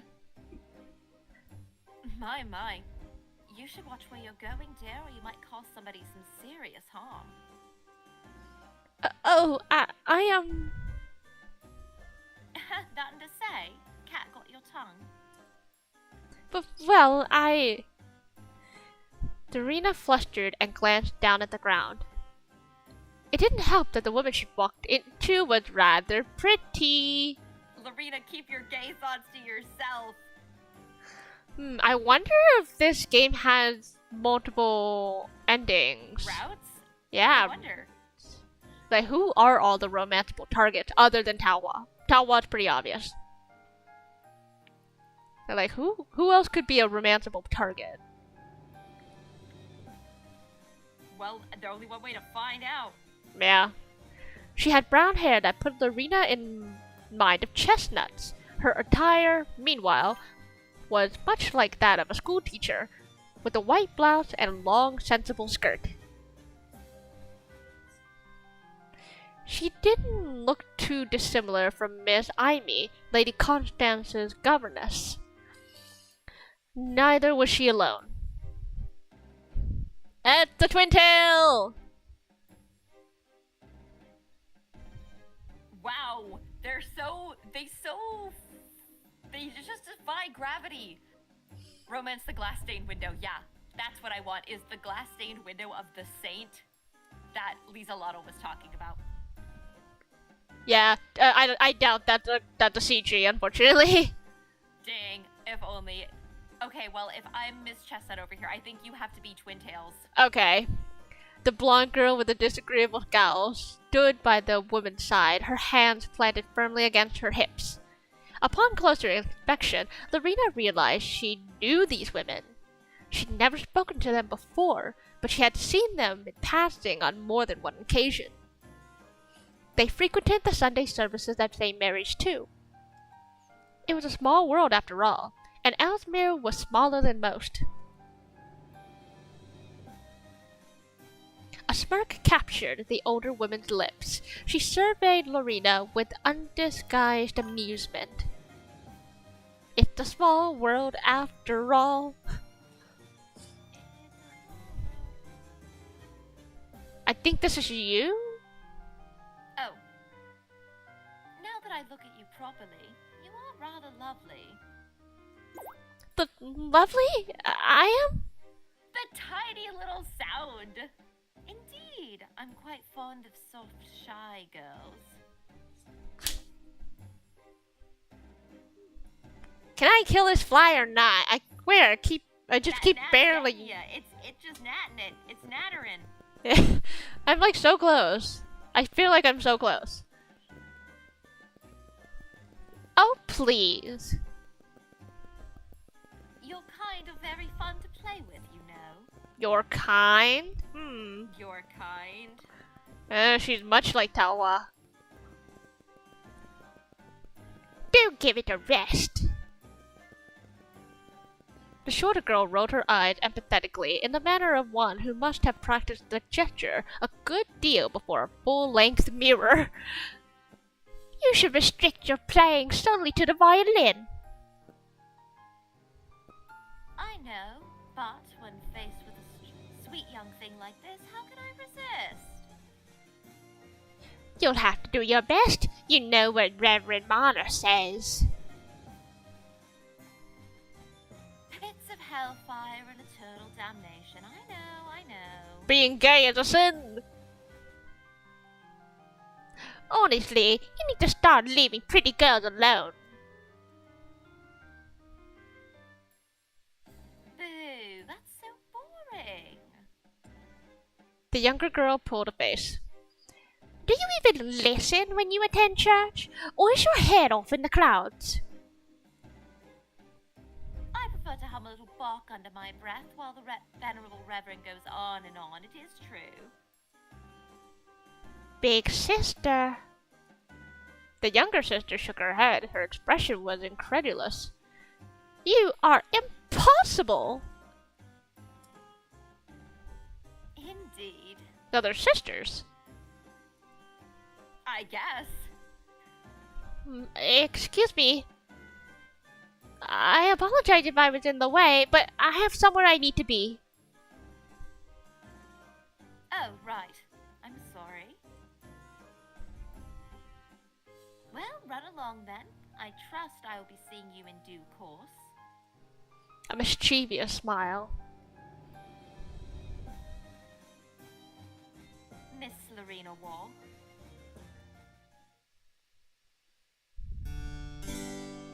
The 4th of April, Monday.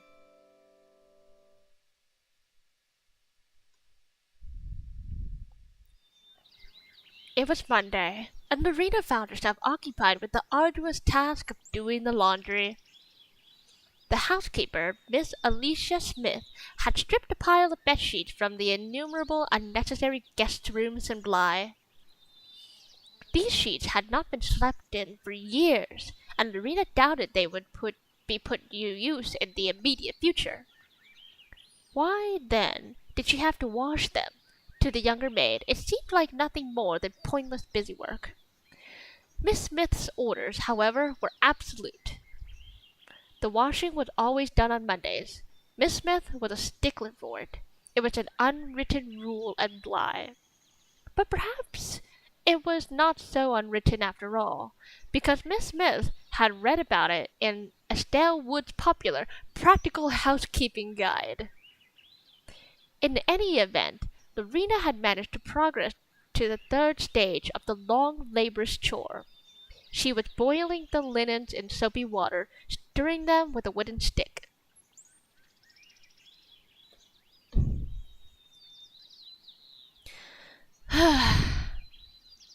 Lorena sighed deeply.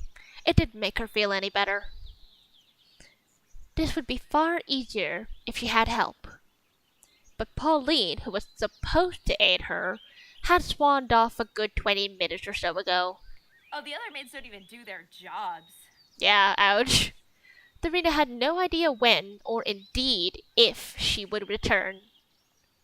That Pauline, she was always shirking her duties, all the while complaining about how very hard she worked. Lorena would like to give her a taste of her own medicine. If only she could become an avenging Valkyrie. But alas, she was just a maid. She's like, if only I was a hot killer woman from mythology who were known for being really sapphic and gay. But yeah, no, like it's such I'm a just gay British thought. maid. If only I was a vengeful Valkyrie. She gritted her teeth together. The smell of the boiled linens assaulted her nostrils. It wasn't particularly pleasant. Washing clothes never was. Curse Miss Smith for her draconian rules, and curse Estelle Wood for her stupid practical housekeeping guide, and most of all, curse Pauline for being so incredibly, infuriatingly useless. Lorena's forearms hurt, her forehead beaded with sweat, her hair stuck to her skin. Why was she always charged with the most physically draining of tasks? Maybe it was because she was still the new girl. Maybe it was because Pauline's underhanded dealings. Maybe it was because Lady Constance didn't like her. It could be a combination of all these things. Wow, And- wow, I love when I predict what it says. But there was also the rumor to take into account. They couldn't have helped. Perhaps this was supposed to be some sort of punishment. Everyone seemed to know what had transpired between Lorena and the Pickering family, even Lady Constance. And speaking of which, here she comes. Are you enjoying yourself, maid? Shouldn't you be in the drawing room with Miss Amy? I think it's Amy. I think that's just like a fancy spelling of Amy. Amy? Okay, I'll say Amy. Where I go and what I do with my spare time is of no concern to you. I suppose it isn't, no. What you do with your time, however, is a concern of mine. It concerns me greatly. Are you working or are you just standing there? I was taking a short break, miss. My arm started to hurt. Your arms hurt? Oh, how terrible! I am so sorry your arms hurt. And then would you like to do this? That is your job, maid. I have no sympathy for you or your complaints. Serena could believe that quite easily. Now I must be on my way. But if you think about taking another ill-deserved break, you know what will happen, don't you? I have a vague idea, miss. Good, then you're not as stupid as you look. Yeesh. And with a selfish little smirk, the young mistress turned and picked her way through the rose garden. It looked like she was searching for something. But what? Serena watched with mild interest, her lips pursed together. Well, like Lady Constance had said, it was none of her business, really. The 5th of April, Tuesday. It seems like we're going through a fluid week. Yeah, we're just going through a nice, this is just what the week is. Lori, have you heard the news? What news? Serena, who had divested herself of her maid's garments and was in the midst of folding them, glanced over her shoulder and looked at Ada. Ada was sitting on the edge of her bed, still in her uniform. Her brown hair was tied into 2 stubby braids that rested against her shoulders. Though Ada had worked at Bly for longer than Lorena, she had subsisted on paltry meals for several years. Her facial features had always been rounded. She was short of stature, shorter even than Lorena, with a flat nose, rotund cheek, and plump thighs. Pauline and Isabel frequently teased her about it, and one of the footmen, a smug man with a rakish, wicked look, called Ada Miss Piglet whenever she was within earshot. Lorena, however, thought Ada's outward appearance suited her personality to a T. Her body was soft and warm, just like she was. How do you know? They snuggle. This will probably sound silly, but last night, a few nights, actually, I've been hearing some strange noises. Strange noises? Like what? It's hard to explain. Footsteps, I suppose. Is that so? Lisa, who had been combing her long hair, set the brush aside and chipped in excitedly. I have been hearing much the same. It has quite disturbed my beauty sleep. You know what they say. Oh, Effie, you've always got something to say. What do they say? No rest for the wicked. You think the source of these noises may be wicked? Oh my! Do you think perhaps it is a ghost? Ooh. I hope not. I mean, I've never seen a ghost before, but I've heard they're quite scary. How marvelous! How exactly is that marvelous? Because ghosts are so very romantic, you see. I'm afraid I don't follow. How can you not? You are English. Your country is renowned for its ghost stories, yes? I think it's a lot of nonsense myself. Perhaps, but imagine, to love life so much you cannot stand to be parted from it, even when your body goes cold. Is that not wonderful? Oh, she's creepy. Yeah, yeah. She would 100% like willingly hunt for ghosts. Oh yeah, she's there and she's like, I think these ghosts are homophobic. And they're like, yes, we are. There's a lot. With her switch sensibility, it had quite a curious understanding of the word wonderful. I have heard many ghost stories in my time, but to experience a haunting in person, oh, that would be divine. I could ask for nothing more.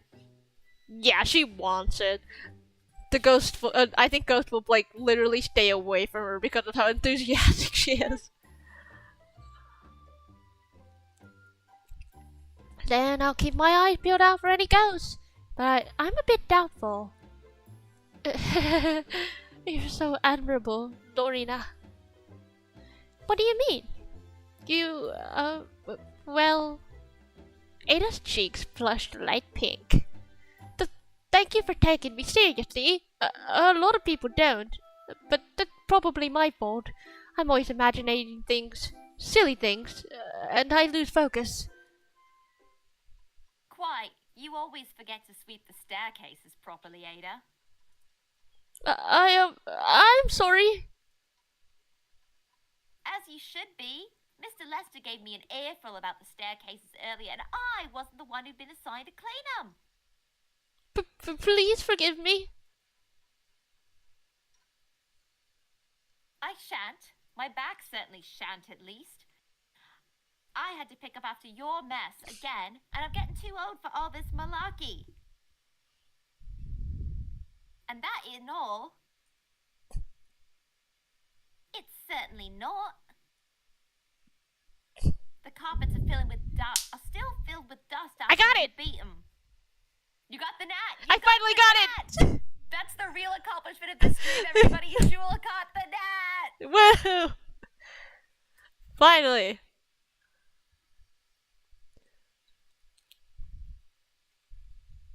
And you couldn't polish your way out of a paper bag. How did you become a maid anyway? They're just being mean now. Yeah. You can tell Isabel's the lackey. Mm-hmm. I don't want to cause any offense. Ada bit her plump lower lip and hung her head. She looked so defeated, Lorena scowled. You don't need to apologize, Ada. Lorena? Uh-oh, she's about to go down. She's about to... Lorena had never cared for Pauline and Isabel. Between the two of them, they were just as bad as Lady Constance, but they were not rich enough to afford their airs and graces. They were simpering and sycophantic around Mr. Lester and Miss Smith, but they were downright cruel to their fellow maids simply because they could be. In a way, perhaps, they were even worse than Lady Constance. At least she was unfailingly rude and impolite to everyone, regardless of their social status. You two. Lorena rounded on Pauline and Isabel. Well, Huh. she's about to go. Yeah, she's about to throw down. She is about to go off. Go off. Hardly have a right to lecture, Ada. What's this? Did we touch a nerve? Are you gonna cry about it, Lorena? Let me drink your Effie, what tears. I was like, wait, what? Okay. Sure, well, sure, Effie, whatever you want. No, I am not going to cry, but I am going to ask you to give it a rest. What a shame. Jeez, Effie. Effie, what the hell kind of person are you? Effie's a weirdo. Comedy relief at this point. Yeah. She's just there to like insert like 2 seconds of comedic relief. You two hardly deserve to take a moral high ground when you waste so much time gossiping. If Mr. Lester gets mad at you, that's your problem. It had nothing to do with Ada. Pop up. Oh, so you're trying to scold us? Is that it, Lorena? That's right. I'm scolding you because you deserve to be scolded. I'd treat my younger sisters exactly the same if they'd done anything wrong. Hi, creature. Hello, welcome to the stream. Lorena, you don't need to. Oh, shush, Ada. Ada might have seen Lorena as some kind of hero, like the valiant Jeanne d'Arc, but that wasn't entirely true. Lorena wasn't that selfless, and she had been more than a handful of her own grievance to air. You two have been difficult to work with ever since I can remember. Whenever you're meant to help with me with anything, you wander off like you're too good to get your hands dirty. Where were you when you were supposed to be doing laundry this morning, Pauline? Where exactly did you go? Pauline, for her part, looked unmoved by Lorena's anger. Instead, she smiled smugly, her arms crossed about her middle. I received a summons from Miss Smith. She had another, more urgent task for me to attend to. That's what you say. Lorena's eyes flashed. But I don't believe you. Oh, Lorena. Poor paranoid Lorena. Pauline smirked. She didn't look remotely moved by Lorena's emotional appeal. If anything, she looked even crueler than before. Uh-oh. You just don't understand. What is it that I don't understand exactly? You should be thankful that I deign to spend time with your kind at all. After all, who would willingly consort with a slut? What is that? Where did that even come from, Pauline? Okay. Surely you there? Yeah, alright. Okay. Slut. Alright, cool. Yeah, that sure is a thing to call another person. Yeah, awesome, cool. To call your roommate at work? Like, okay. Amazing. Amazing.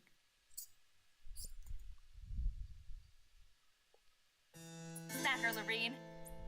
It just cuts off there. It cuts off there. It's the 10th of April, Sunday.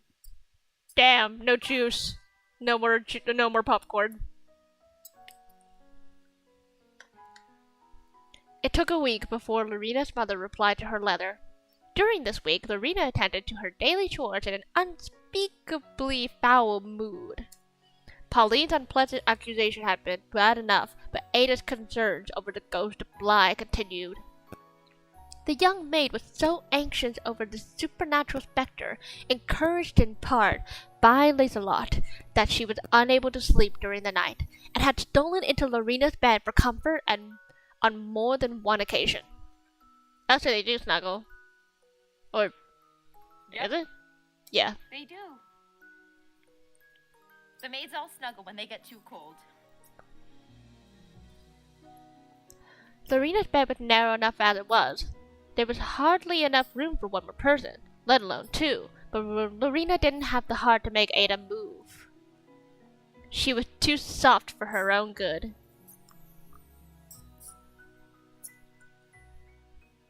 Too soft, huh? Too soft.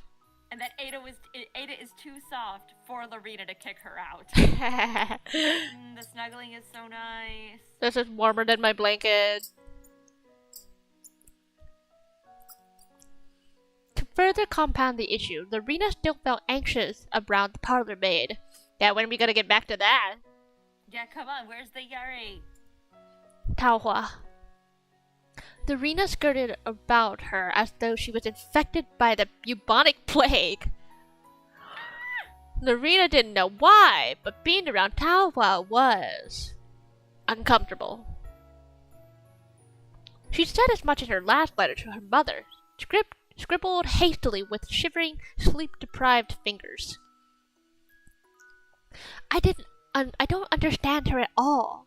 It was like she was mocking me, but for something I couldn't change. I know it sounds petty, but I keep thinking about her, and I can't sleep. I don't suppose it's that important in the grand scheme of things, but it must be if I can't stop thinking about it.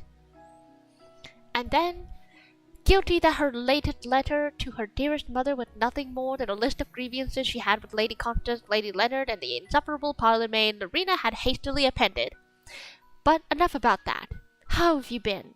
What about Alice? How tall is she now? It's been so long since I last saw her. She must have shot up. Her mother's response had been genial, but quizzical. She opened her letter with some general chit-chat about Ethel and Mary and Alice, which was always a comfort, and then addressed Lorena's issues with the parlour maid. Taohua.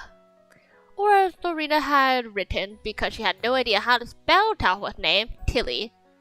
Short for Matilda. How does Taohua get turned into Matilda?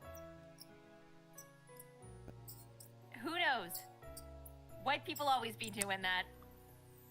I guess so. They're like, oh, your name's Taohua? What about Matilda? And Taohua's like, sure. Sure. She doesn't even know yet, though. Yeah, that's even funnier. Taohua was the most un-Matilda-like person Lorena had ever met. Not that there was any set way Matildas had to act, but it would have to do. Tilly was still better than Taohua. Taohua called her Lori enough.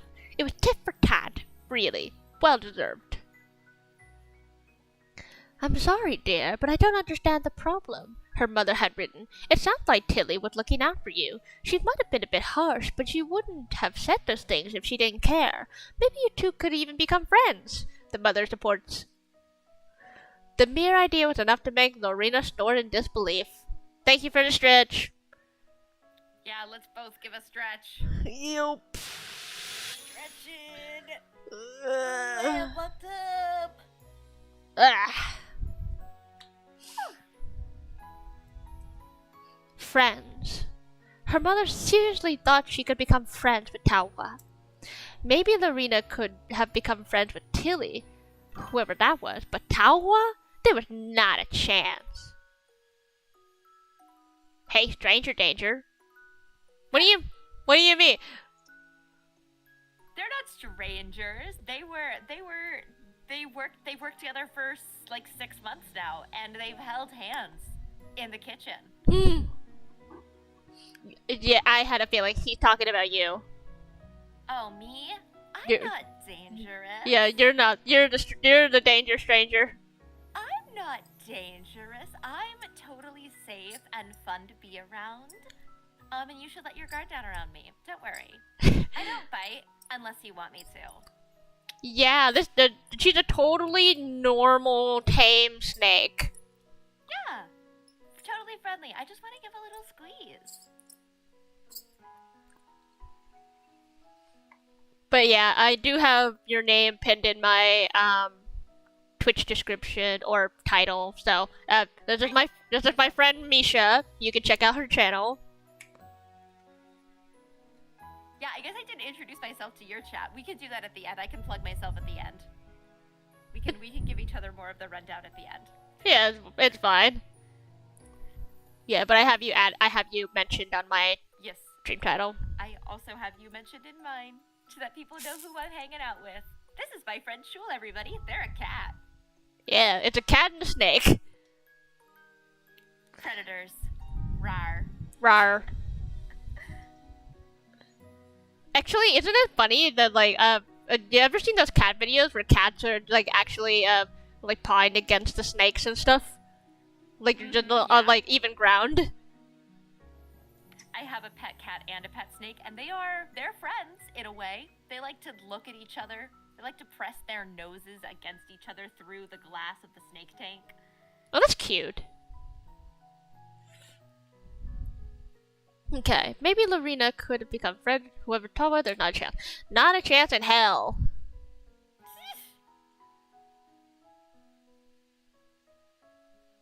I wonder when the next breakpoint of this would be. I don't know. I don't even know how long this game is supposed to be. I think it's several hours. Gotta be. Lorena would rather make amends with Polly than try and befriend Tawa. At least, that was what she told herself. The 12th of April, Tuesday. Now, if you really wanted to, we could technically stop here because it's literally a new day. We could go for another couple more days. Okay, let's just see how long they are then. Yeah.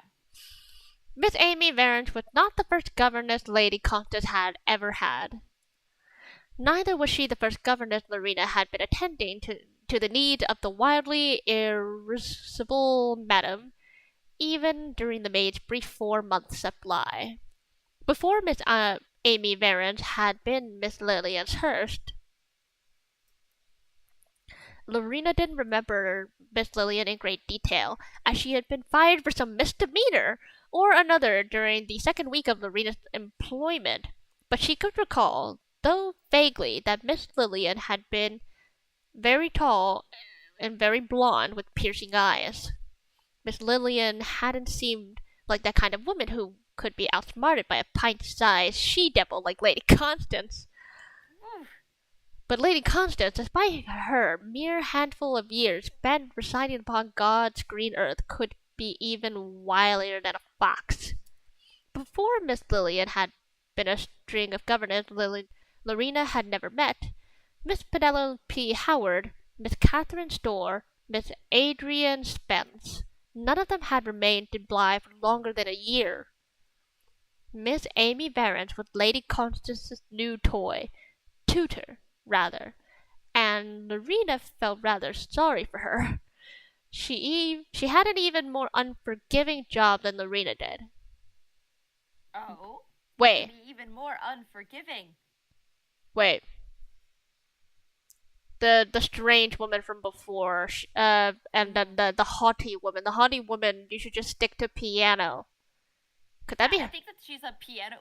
You know what? She's probably Constance's piano instructor. Yeah, like if you piece teaching it. Constance music, that would be awful because she probably doesn't practice, and then it's like, well, it's because you're not a good teacher.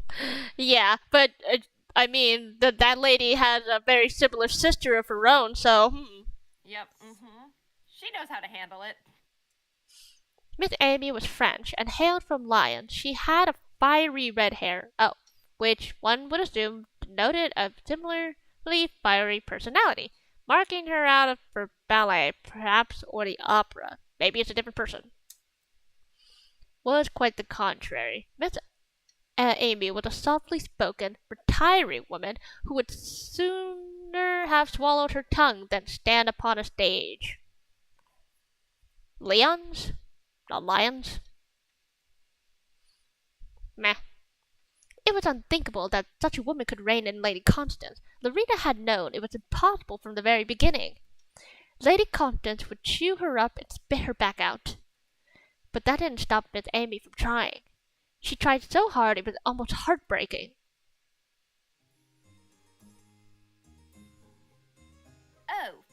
are, maid. Lady Constance pushed her list of French verbs to one side, almost sliding it off the circular table. Miss Amy was, as was her wont, caught it before it could hit the floor. Do you have my mid-morning snack? Indeed, the cook was very thorough in her preparations. I hope for your sake it's something sweet. I can't focus without sweets. They're coconut macaroons, miss. I hope they're to your liking. Well, Lady Constance's snub nose wrinkled. It was evident, even before she spoke, that Lorena's offering was not to her liking at all. But perhaps the French verbs that had worn even Lady Constance down because she relented. it's not what I would have chosen, but they're better than nothing.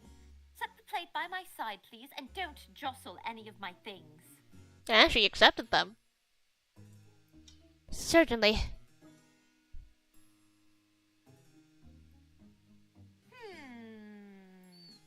Lady Constance peered at the macaroons with a discerning eye, like a master jeweler expecting a freshly mined diamond. When it came to sweets, young girls had two stomachs. Lorena had heard that before, and it was certainly the case with Lady Constance. Her taste in saturine sweetmeats was unparalleled. I suppose they will do. Okay, this is a totally different person. Oh, wonderful. Thank you for taking such good care of the young Mademoiselle, Lorena. Well, it's my job. Lady Constance clicked her tongue against the roof of her mouth. I don't know if you've realized it yet, Amy, but this girl here... Lady Constance gestured at Lorena. is only a maid. You don't need to thank her. She's probably too stupid to understand you. Now you look here. Oh. Oh, Mademoiselle Constance, surely you jest. She might be a maid, but she is a hard-working girl, is she not? Well, I wonder. A smile played at the corners of Lady Constance's lips. It was not entirely pleasant. Tell me, maid, what do you do when Reverend Marna's services finish on Sunday?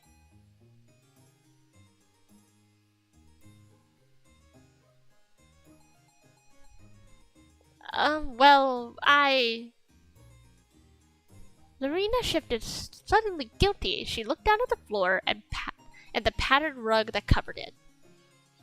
I go back to Bly, naturally. You say it's natural for you to come back here, but you're always so very late. I am not so very late. Silence.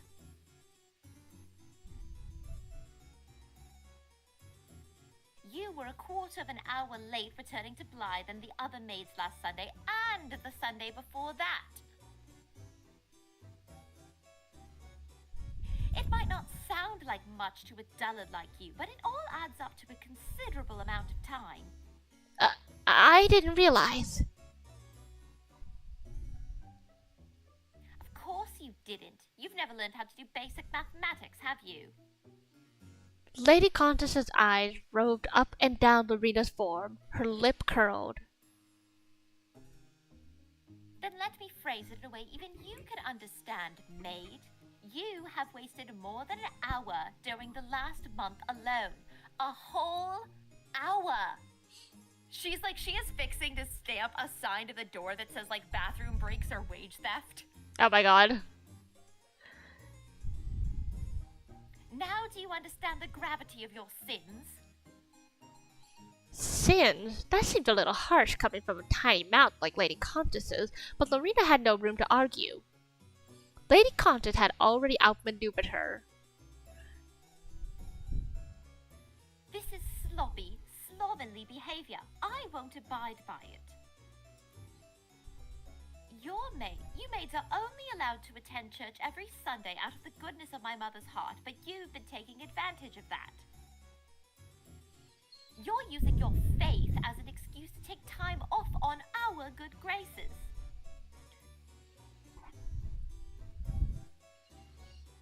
I never intended to. I just... What you intended is neither here nor there. I imagine you don't even understand what the most perplexing thing about all this is. But what? I spoke to Pauline earlier, and she told me, well, I could hardly believe what she told me. You would believe that, wench? I guess. She's been here longer. Apparently. Pauline wasn't. Lorena scowled. She couldn't help herself. The mere mention of Pauline's name often had this effect on her. Pauline said you were late returning to Bly because you were going to the post office, of all things. Now, as a lowly, uneducated maid, what purpose is there in you going to the post office? I doubt you can read or write.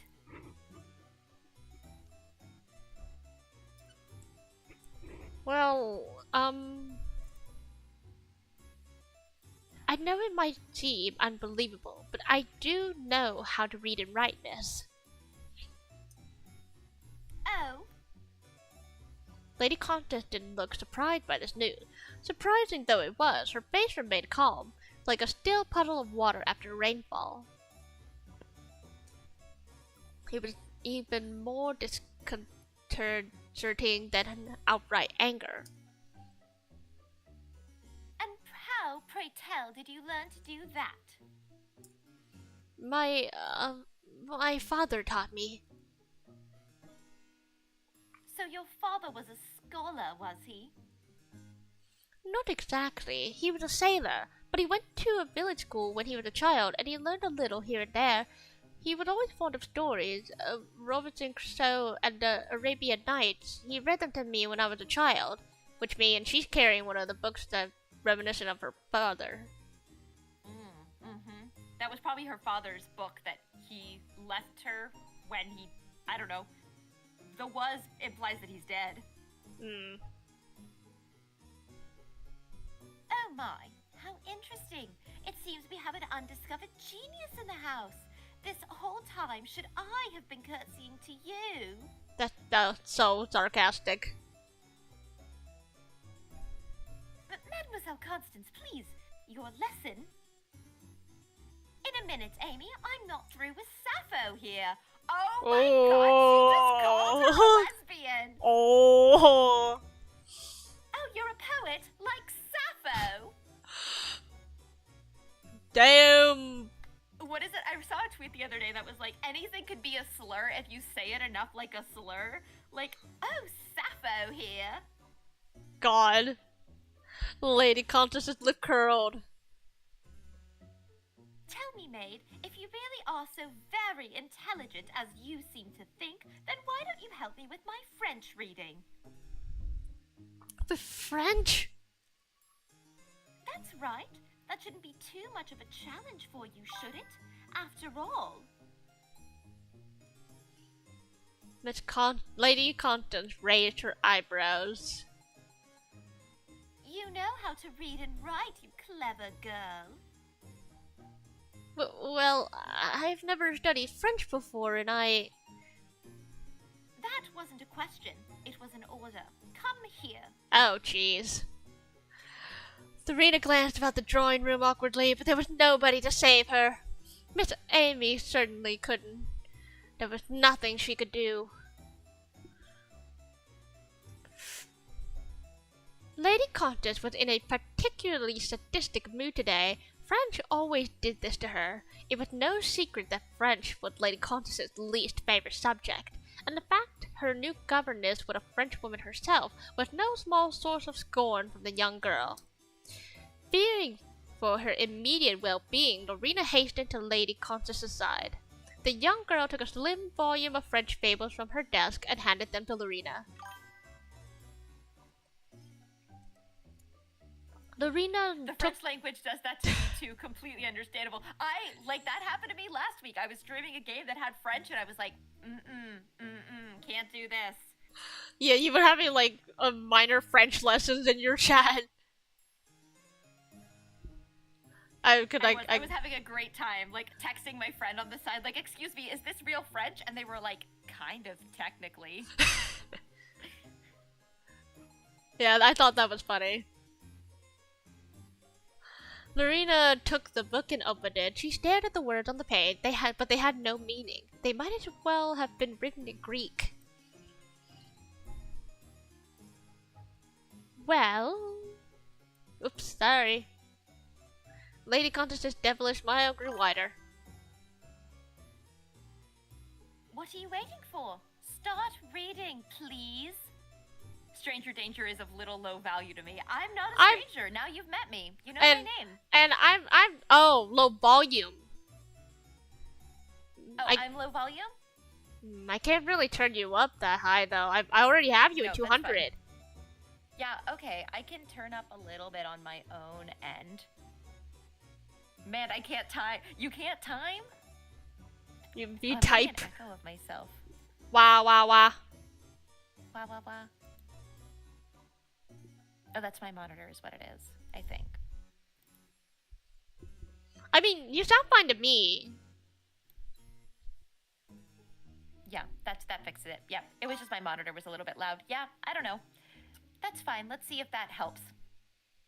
Okay. What are you waiting for? Start reading, please. I guess if I turn this up a little bit, that might help the side. Oh well, I mean, I'll look back at the recording and see how low you actually are, but, yeah, I'll just turn it up a little bit for now. Okay.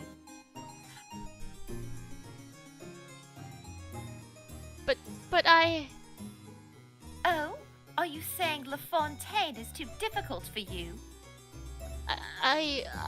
Well... Too bad. I'm still waiting. Jesus Christ, lady. Well, She's so mean. Lorena cleared her throat. Fingers trembling, her face being red, she began. La cale ayante tule ete. But Lorena had not gone for more than 2 lines when Lady Countess interrupted her. Well, that was terrible. I thought you could read. Oh. Not French, you bitch! Lorena dipped her head, her face burned bright red.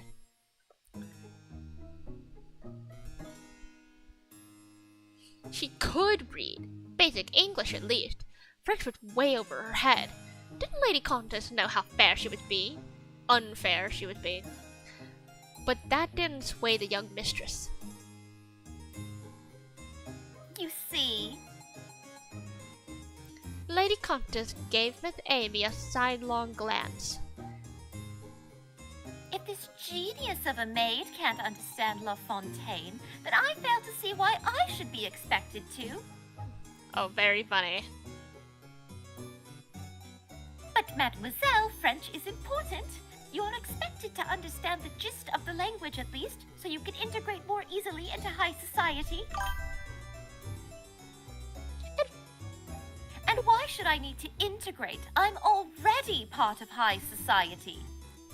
Have you had your coming of age ball yet? And what? No.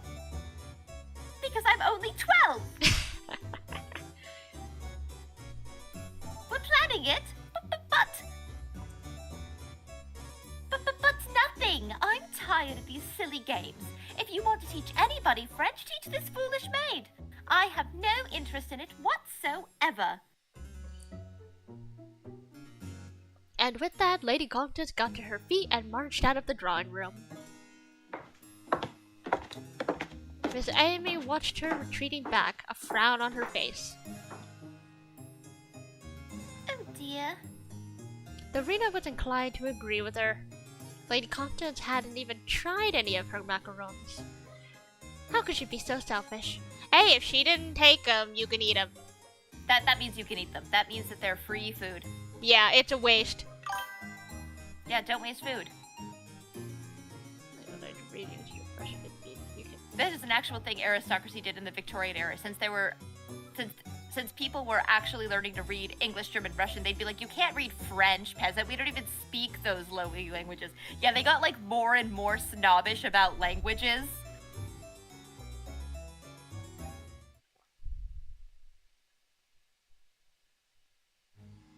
Thoroughly humiliated, Lorena stalked down the hallways of Bly with a face like thunder.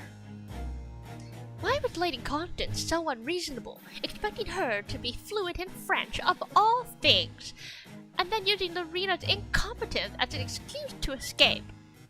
It beggared belief. How could one little girl be so very shameless? If you were my younger sister, I'd spank you in a second. That's what you deserve, you charlatan. Her feet thumped across the carpet, hard. Charlatan is such a specific insult to use in this situation. By this point, she had worked herself up to such a state she completely failed to notice the presence of another person.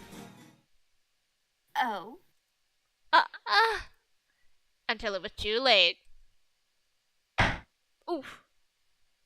Lorena stumbled, her eyes wide, her fingers slacking. She dropped the broom to the floor where it struck the wall with a dull thud before gravity pulled it back down to earth. It rolled several times before bumping against the side of Lorena's foot, where it came to a standstill. Lorena had come to a standstill, too. It was impossible for her to move, even if she wanted to. What position are you in? Thanks to her thoughts, which always seemed to trip her up, quite literally, this time she had managed to run right into the person she did not want to run into. Ooh, CG? CG? Let's get some Tauhua in there. Yeah! Yeah! Hello, Lori. That was quite the greeting you gave me. Unexpected embrace. Took a tumble. Achievement. Tauhua was like, titty! Titty! Yeah. Titties! Lorena blinked at the old woman with wide eyes. Her eyes were so wide, in fact, it looked like her irises had been swallowed up by her whites.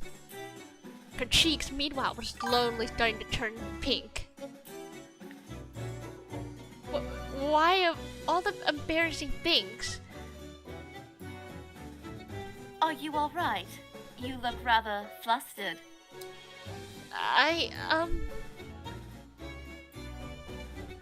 Tired too. Have you not been getting enough sleep? I get more than enough sleep. Oh, well that's good. One must look after their health. It wouldn't reflect well on Lady Leonard if one of her precious maids collapsed from fatigue. Well... Lorena tried to soothe the stammering of her heart, but that was hard when she didn't know why it was stammering to begin with. Ooh. And her mother had thought she could become friends with Tauhua, or Tilly, as she had been termed. I like that she's just made up a nickname for her. Yeah. If Lorena's mother ever met the woman, Lorena was sure she would have changed her mind in a heartbeat. It was the only proper thing to do. Lorena inhaled and took a step backwards, and then two, and then three. 3 steps seemed like a sensible distance to her. It wasn't so very far that she would look foolish trying to continue the conversation, but not so close that Tauhua's presence could unsettle her. I want to talk to you about something, actually. Oh? You do? Yes, about what happened a couple of weeks ago. 2 weeks ago. How curious. Did something occur between the pair of us? Tauhua blinked, one finger against her lower lip. She was quite the convincing actress. She could even could have given Emily Soldine a run for her money. That Lorena had ever seen Emily Soldine perform, not that she'd ever seen her perform, she'd never been to London before in her life. You know something did. Surely you remember what you said to me. Not everything. My memory isn't that good, and it was a while ago. But, well, you should know how you made me feel at least. Silly Lori, how could I possibly know how you feel? You didn't tell me, and contrary to popular belief, I cannot read minds. You should have been able to assume. But assumptions can often be wrong. That's why I was hoping to run into you so I could confirm my hypothesis. What are you, a detective? Unfortunately not. I'm just a mere maid. I thought that much would be obvious. Serena rolled her eyes. She had told herself she wasn't going to punch Tawa, but the urge was growing stronger and stronger by the second. You are impossible! I suppose I should take that as a compliment. Take it however you want. I don't care. I was under the impression, however, that you might want to apologize. And whatever gave you that idea? Because you upset me! Oh, so I did upset you. That's what I feared. Yes, you did. You seemed to imply, when you removed the thorn, that I was to blame for getting hurt. I was simply trying to help Lori. You helped me, yes, but you acted like you didn't want to, like I was getting in your way. Well, I never asked for your help. I didn't want it. You forced it on me, then expected me to fawn over you with gratitude. I don't see why I should thank you, and I'm not going to. Dorina scuffed to the floor with the tip of her shoe, her face twisted. If you dislike me, I don't know why you poked your nose into my affairs in the first place. We, both have been happier if you'd let me alone. I think it's really funny that she's just saying all of this, and Tao's like, wow, that's a lot of assumptions you're making. Yeah, honestly. The young maid sighed. All her irritation towards the older woman had accumulated over the past few weeks, like pus inside a boil. Now, it finally had a chance to spill out, and oh, how much of it there was. She was even more upset than she had thought. Maybe this was, in part, because of how Lady Constance had toyed with her not 5 minutes ago. Dorina couldn't take her anger out on the small girl, who derived such pleasure from her pain, but she could take her anger out on Tawa. She felt like she had the right to be angry with her. Tawa really was an exasperating woman. I just don't understand you. Evidently. If you did understand me, you wouldn't say such foolish things. So my feelings are foolish, are they? Please don't put words into my mouth. I never said your feelings were foolish, only that you are acting foolish. You're splitting hairs. There's no real difference. I beg to differ. If you would pause to think, you'd realize that I don't dislike you, Lori. In fact, it's quite the opposite. You act as though you do. You can believe whatever you want, but you're ignoring a few key details. If I hated you, why would I have pulled out the thorn, and why would I have caught you when you fell? It doesn't make any sense. Yeah, you would have been like Pauline and laughed at her on the floor. Why would I be nice to you if I didn't like you? I don't know. I don't understand how you think. I bet you only did it to make me feel bad. Oh dear, do I really seem that heartless? To be honest, yes. My. Tawa had her hands together at her front. It was an unusually humble gesture coming from the older maid, and it made her seem slightly more approachable than usual. A little less overbearing. I apologize if I hurt your feelings then. It wasn't my intention. Then what was? How did you think I was going to react? It didn't cross my mind, to be honest. You mean you just say things and you don't care about who you hurt? That's even worse! So upsetting people out of neglect is more heinous than upsetting them out of malice. The end result is the same, but I suppose we all look at things differently. Lorena bristled. She didn't have the time to listen to this woman and her convoluted words. If Tao had truly wanted to apologize, she should have done so, and then let Lorena go. They didn't need to draw this conversation out any longer. It was uncomfortable enough as it was. Right, well, you said your piece, so that should be the end of it. You want to be rid of me? I do, very much so. That's rather sad. Rather sad. You'll recover soon enough, I'm sure. Perhaps, but this is a sorry state of affairs. I realize I've offended you, but I didn't mean to. I just... Tawa frowned. Oh well, I suppose it's all water under the bridge. Fine, I won't talk to you if you don't talk to me.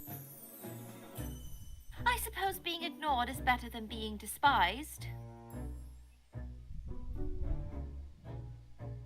All right then. Tawa bent down and retrieved the broom Lorena had dropped. There you go. Take it. Thanks. Lorena wanted to sound unconcerned, but she couldn't.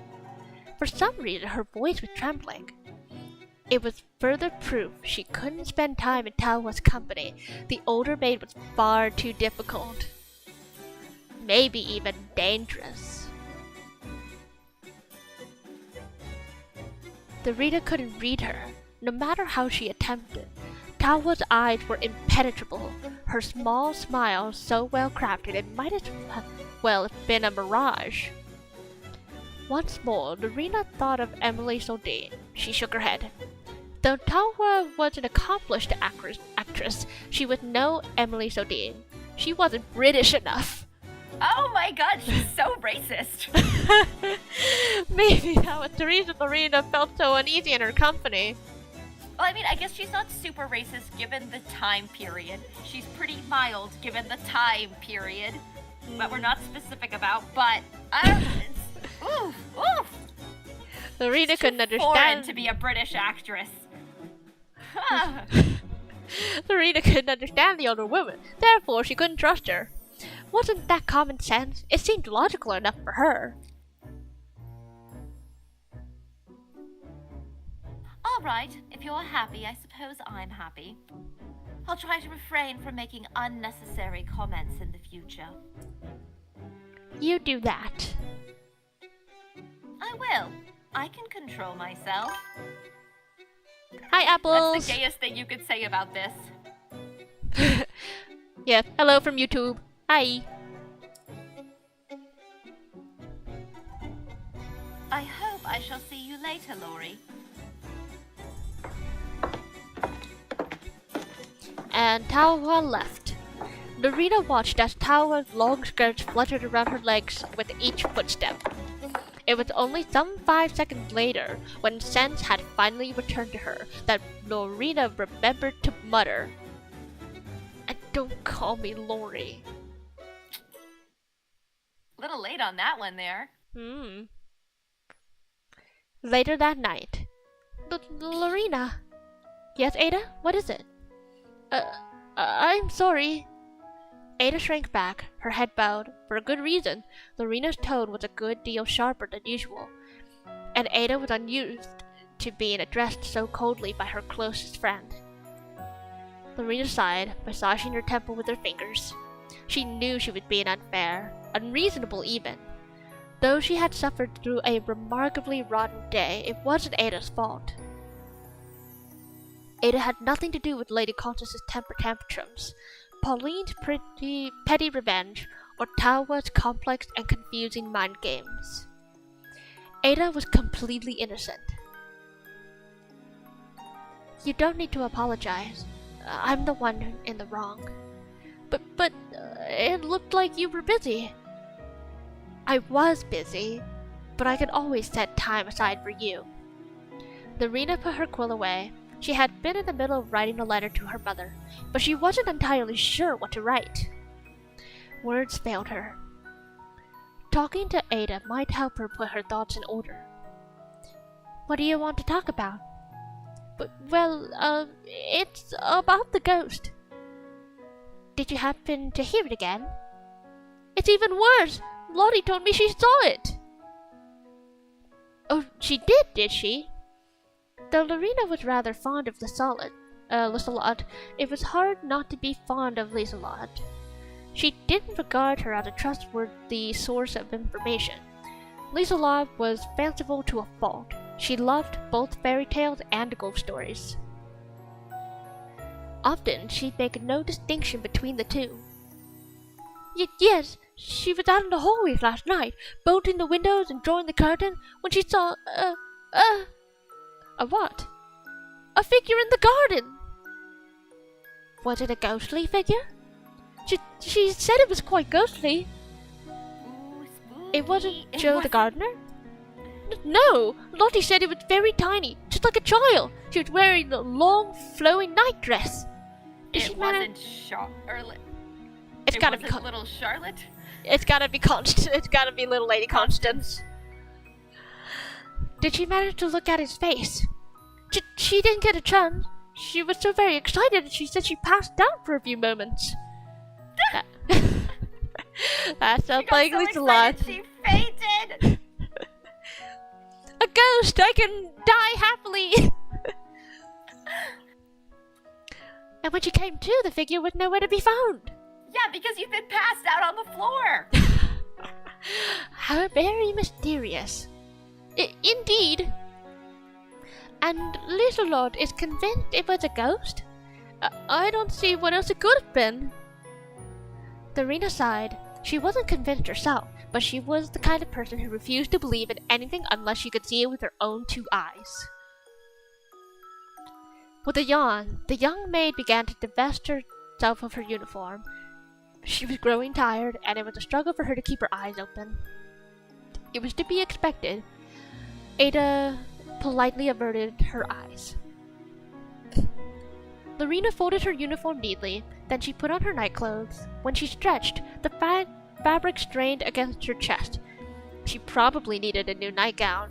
This one was several years old, but she could hardly afford it. So, Oh no, her titties are too big for her pajamas.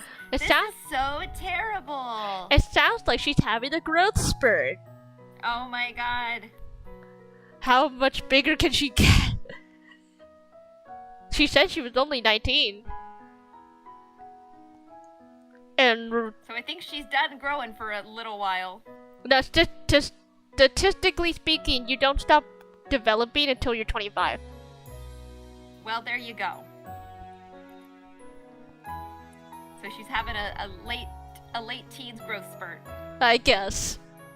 I wonder, why would the ghost of a small child haunt the rose gardens of Bly? It's gotta be Constance. She seems to be so obsessed with the roses. Yep, that's what I'm thinking. Is she's out there trying to pick roses or something? Yeah. Since apparently she can't trust her maids to do it. Liselot said maybe a murder had taken place. Of course she'd think that. Liselot loves drama. Speaking of which, where was Liselot? It was almost 10 o'clock. Perhaps she If was... this day goes on for like another hour, I'll scream about deciding to start it. Oh my gosh. Oh my god. Perhaps she was with the two scullery maids and maybe the cook.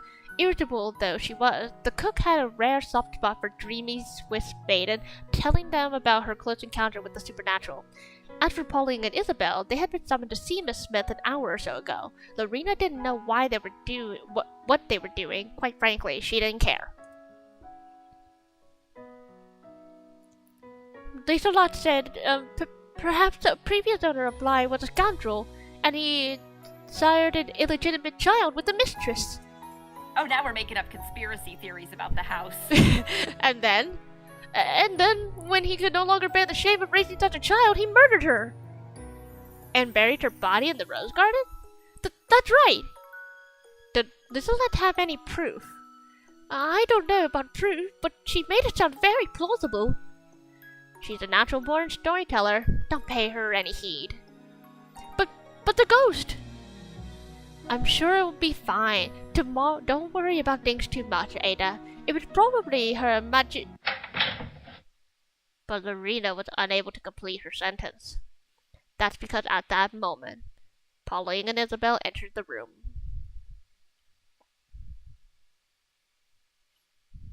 Goodness, Miss Smith can talk. I feel absolutely exhausted. I always feel exhausted, and my poor hands are frozen. Why do we have to put out the fires? It's such a chore. I barely have enough strength to get changed. I can't undo the buttons of my blouse. Then help each other, you two hopeless gays. They kiss so hard when nobody else is around. Yeah, for real. To be young again. Pauline cast a furtive look at Lorena. Her lips were curled into a smile, but her eyes were cold and hard. Lorena held her gaze, unflinching. Was this some kind of challenge? Lorena knew how Pauline felt about her, and Pauline had been more explicit about her feelings than usual as of late. The comment from a few days hence continued to weigh on Lorena's mind. Slut.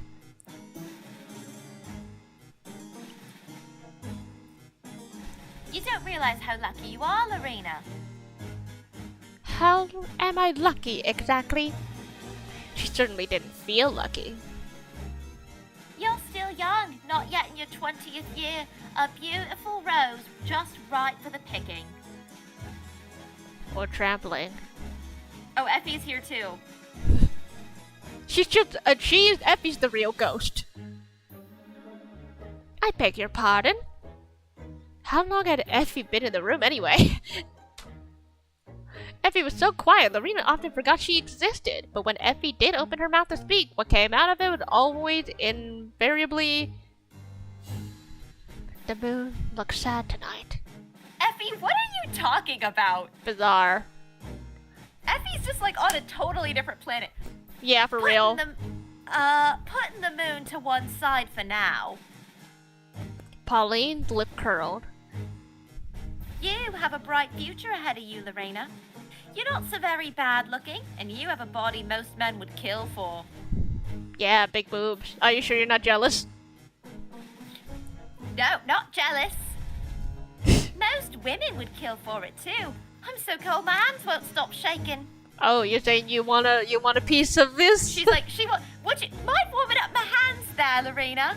Just gonna tuck them right under there.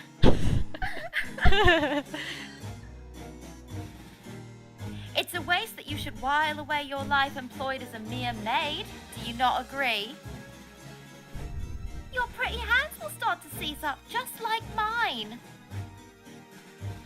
Believe it or not, even I was young once. But years upon years of hard work takes it out of you. Lorena narrowed her eyes, her lips pursed.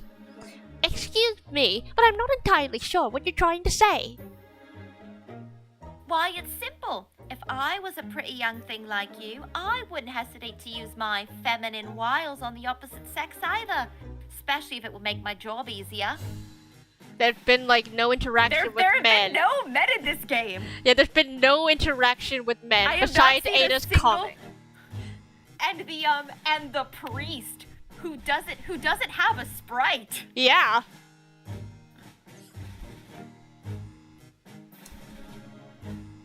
I don't have any wiles, and if I did, I wouldn't know how to use them. Neither would I want to.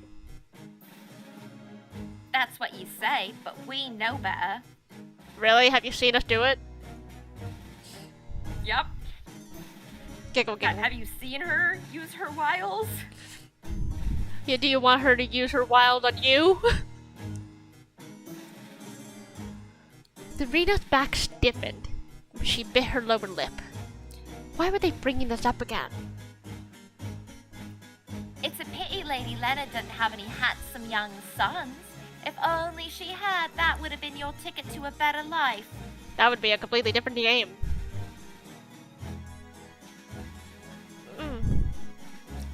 Lorena turned her head away. Her cheeks were flushed bright red with shame. I must say, it's brave that you even tried to seduce that Pickering boy. I don't even know who that is. Yeah, where did the Pickering boy come from? Hoopst? Incredibly bold. It's a pity it went so very poorly. I didn't. That's what you say, but the evidence is stacked against you. What evidence?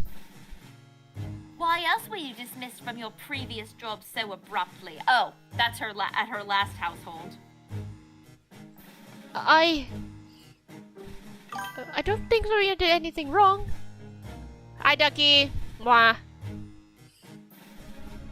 Shush, Ada. The adults are talking. Yes. Poor Ada. They're like, shut up, Ada. And Ada goes, yes, ma'am. Ada looked down at her intertwined fingers. Her lower lip trembled. Despite being an adult herself, she was easily cowed. Ada wasn't a girl made for debate. She had a tendency to fold in on herself like a stack of cards. Though Lorena had to give her points for trying. Still, it's awfully brazen of you to try to deny your crimes. To continue going to church. To talk to us like we're equals. To even look us in the eye. When you're nothing more than a common whore. Wow, she's got what inventive words to call her. Yeah, she's really... Yeah, you can, Ducky. Go ahead. First slut, now whore? What's next? Keeping secrets was impossible at a place like this. The servants lived far too closely together in their dusty, draughty quarters. It was only natural the other maids would know. Everybody had heard the rumors about Hartwell and Lorena's sudden dismissal and Arthur Pickering. But Lorena didn't like to think about that. Not now.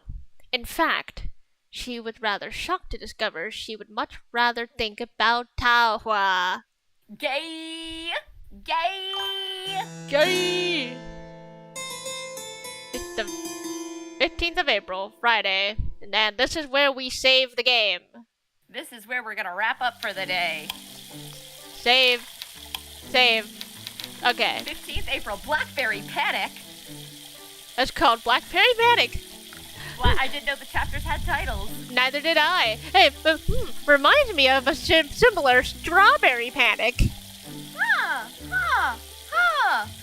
Are you familiar with that anime? No, I'm not. I've heard the title, but not anything else. I am gonna move to my little ending screen, and I'm gonna add you to it so we can say goodbye to our. All right. So that is going to be all of it for us in this collab today. Thank you all for joining me and my good friend Misha here for reading a little bit of quality Yuri. Yes, thank you all so much for coming. This game was very fun. It was very horny. I'm surprised at how boobalicious all the characters are, but it was very fun and delightful. Yeah. Yeah, I don't know. Some more of this one. Yeah, I don't know if you want. want. I had this many British accents in me. Hey. Yeah. I don't know if you wanted to consider continuing this together on another day, or if you're okay with me just playing through it.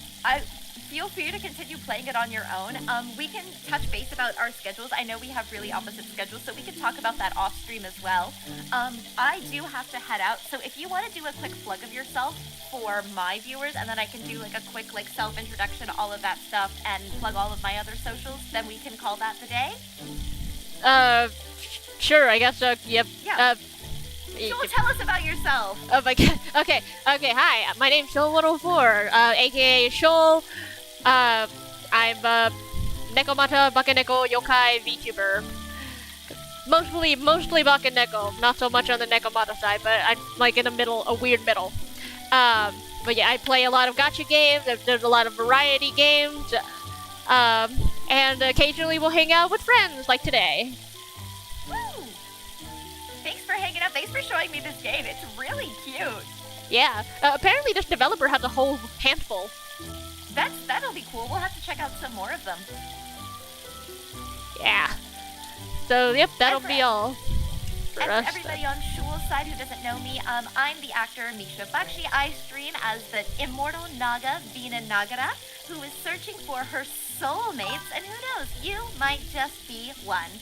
I stream Mondays, Wednesdays, and Fridays, playing a variety of RPGs, visual novels, and dating sims, because I love to eat romance. And I Thank you all so much for unfortunately having only do it when I have time. I feel that, yeah. It was really a big commitment for me to be like, I'm gonna stream now. I'm gonna stream. That was my New Year's resolution, actually, was to stream more, and it's been going well so far. Nice. So, Yep. that is it for today's stream. Thank you all so much for joining us as we're both kind of like figuring out how to stream like both the visual novel and have both of our models moving. This was a totally new experience for me, so I really enjoyed this. And now I know so many new things. Thank you so much to Shul for walking me through this. Yeah. I'm a baby VTuber who doesn't know how to do things. It's okay. I don't know how to do cute everything and be either. gay. All I have is be cute, be gay. Yeah, that's definitely a trait to have in the Okay, community. so it's a good time to wrap up. I think does one of us have to raid out from this? Like, if I raid, will our whole shared chat go, or will only my side of the chat go? I don't know. I think I tried How does before, this and it work? only ended up being like the one half of the chat. Okay, so then we'll both need to raid out. So maybe we can pick somebody together to raid. Sure. Let's see who's live on my end. Dang, you're live on my end. Let's see. I could raid my Japanese friend. That would be fun. What are they playing? Elden Ring. That would be fun. Yeah, I got the new Elden Ring Night Rain. I realize I might not have your audio in my ending screen. Oh my god, that's so embarrassing. Oh no. Oops. Oopsie. There, now my chat can hear you again. Lamau. Lamau, I'm so good at this. Shul plugged themselves so delightfully earlier. I also gave them a shout out. So please follow Shul. We're gonna raid out. We're gonna find somebody to raid. They recently changed their name, so I'm wondering if this will still work. Yes. Great. Just shoot me their name in a DM so I can also send my chat to them. Yep. Coming. Great.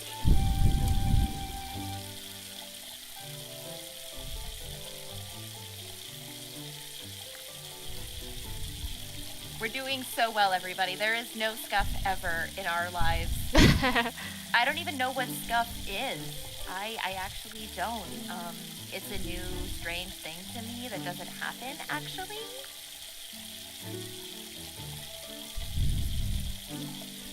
They're playing Elden Ring? Yeah. Great, let's stream over there. Alright, everybody, I'm starting the raid now. And I will see you all over there. Yay. Bye, Thank you everyone. all for Have a great day, watching. and Thank you thanks all for the lurking. stream. We will see you guys next time. Yanni. See you next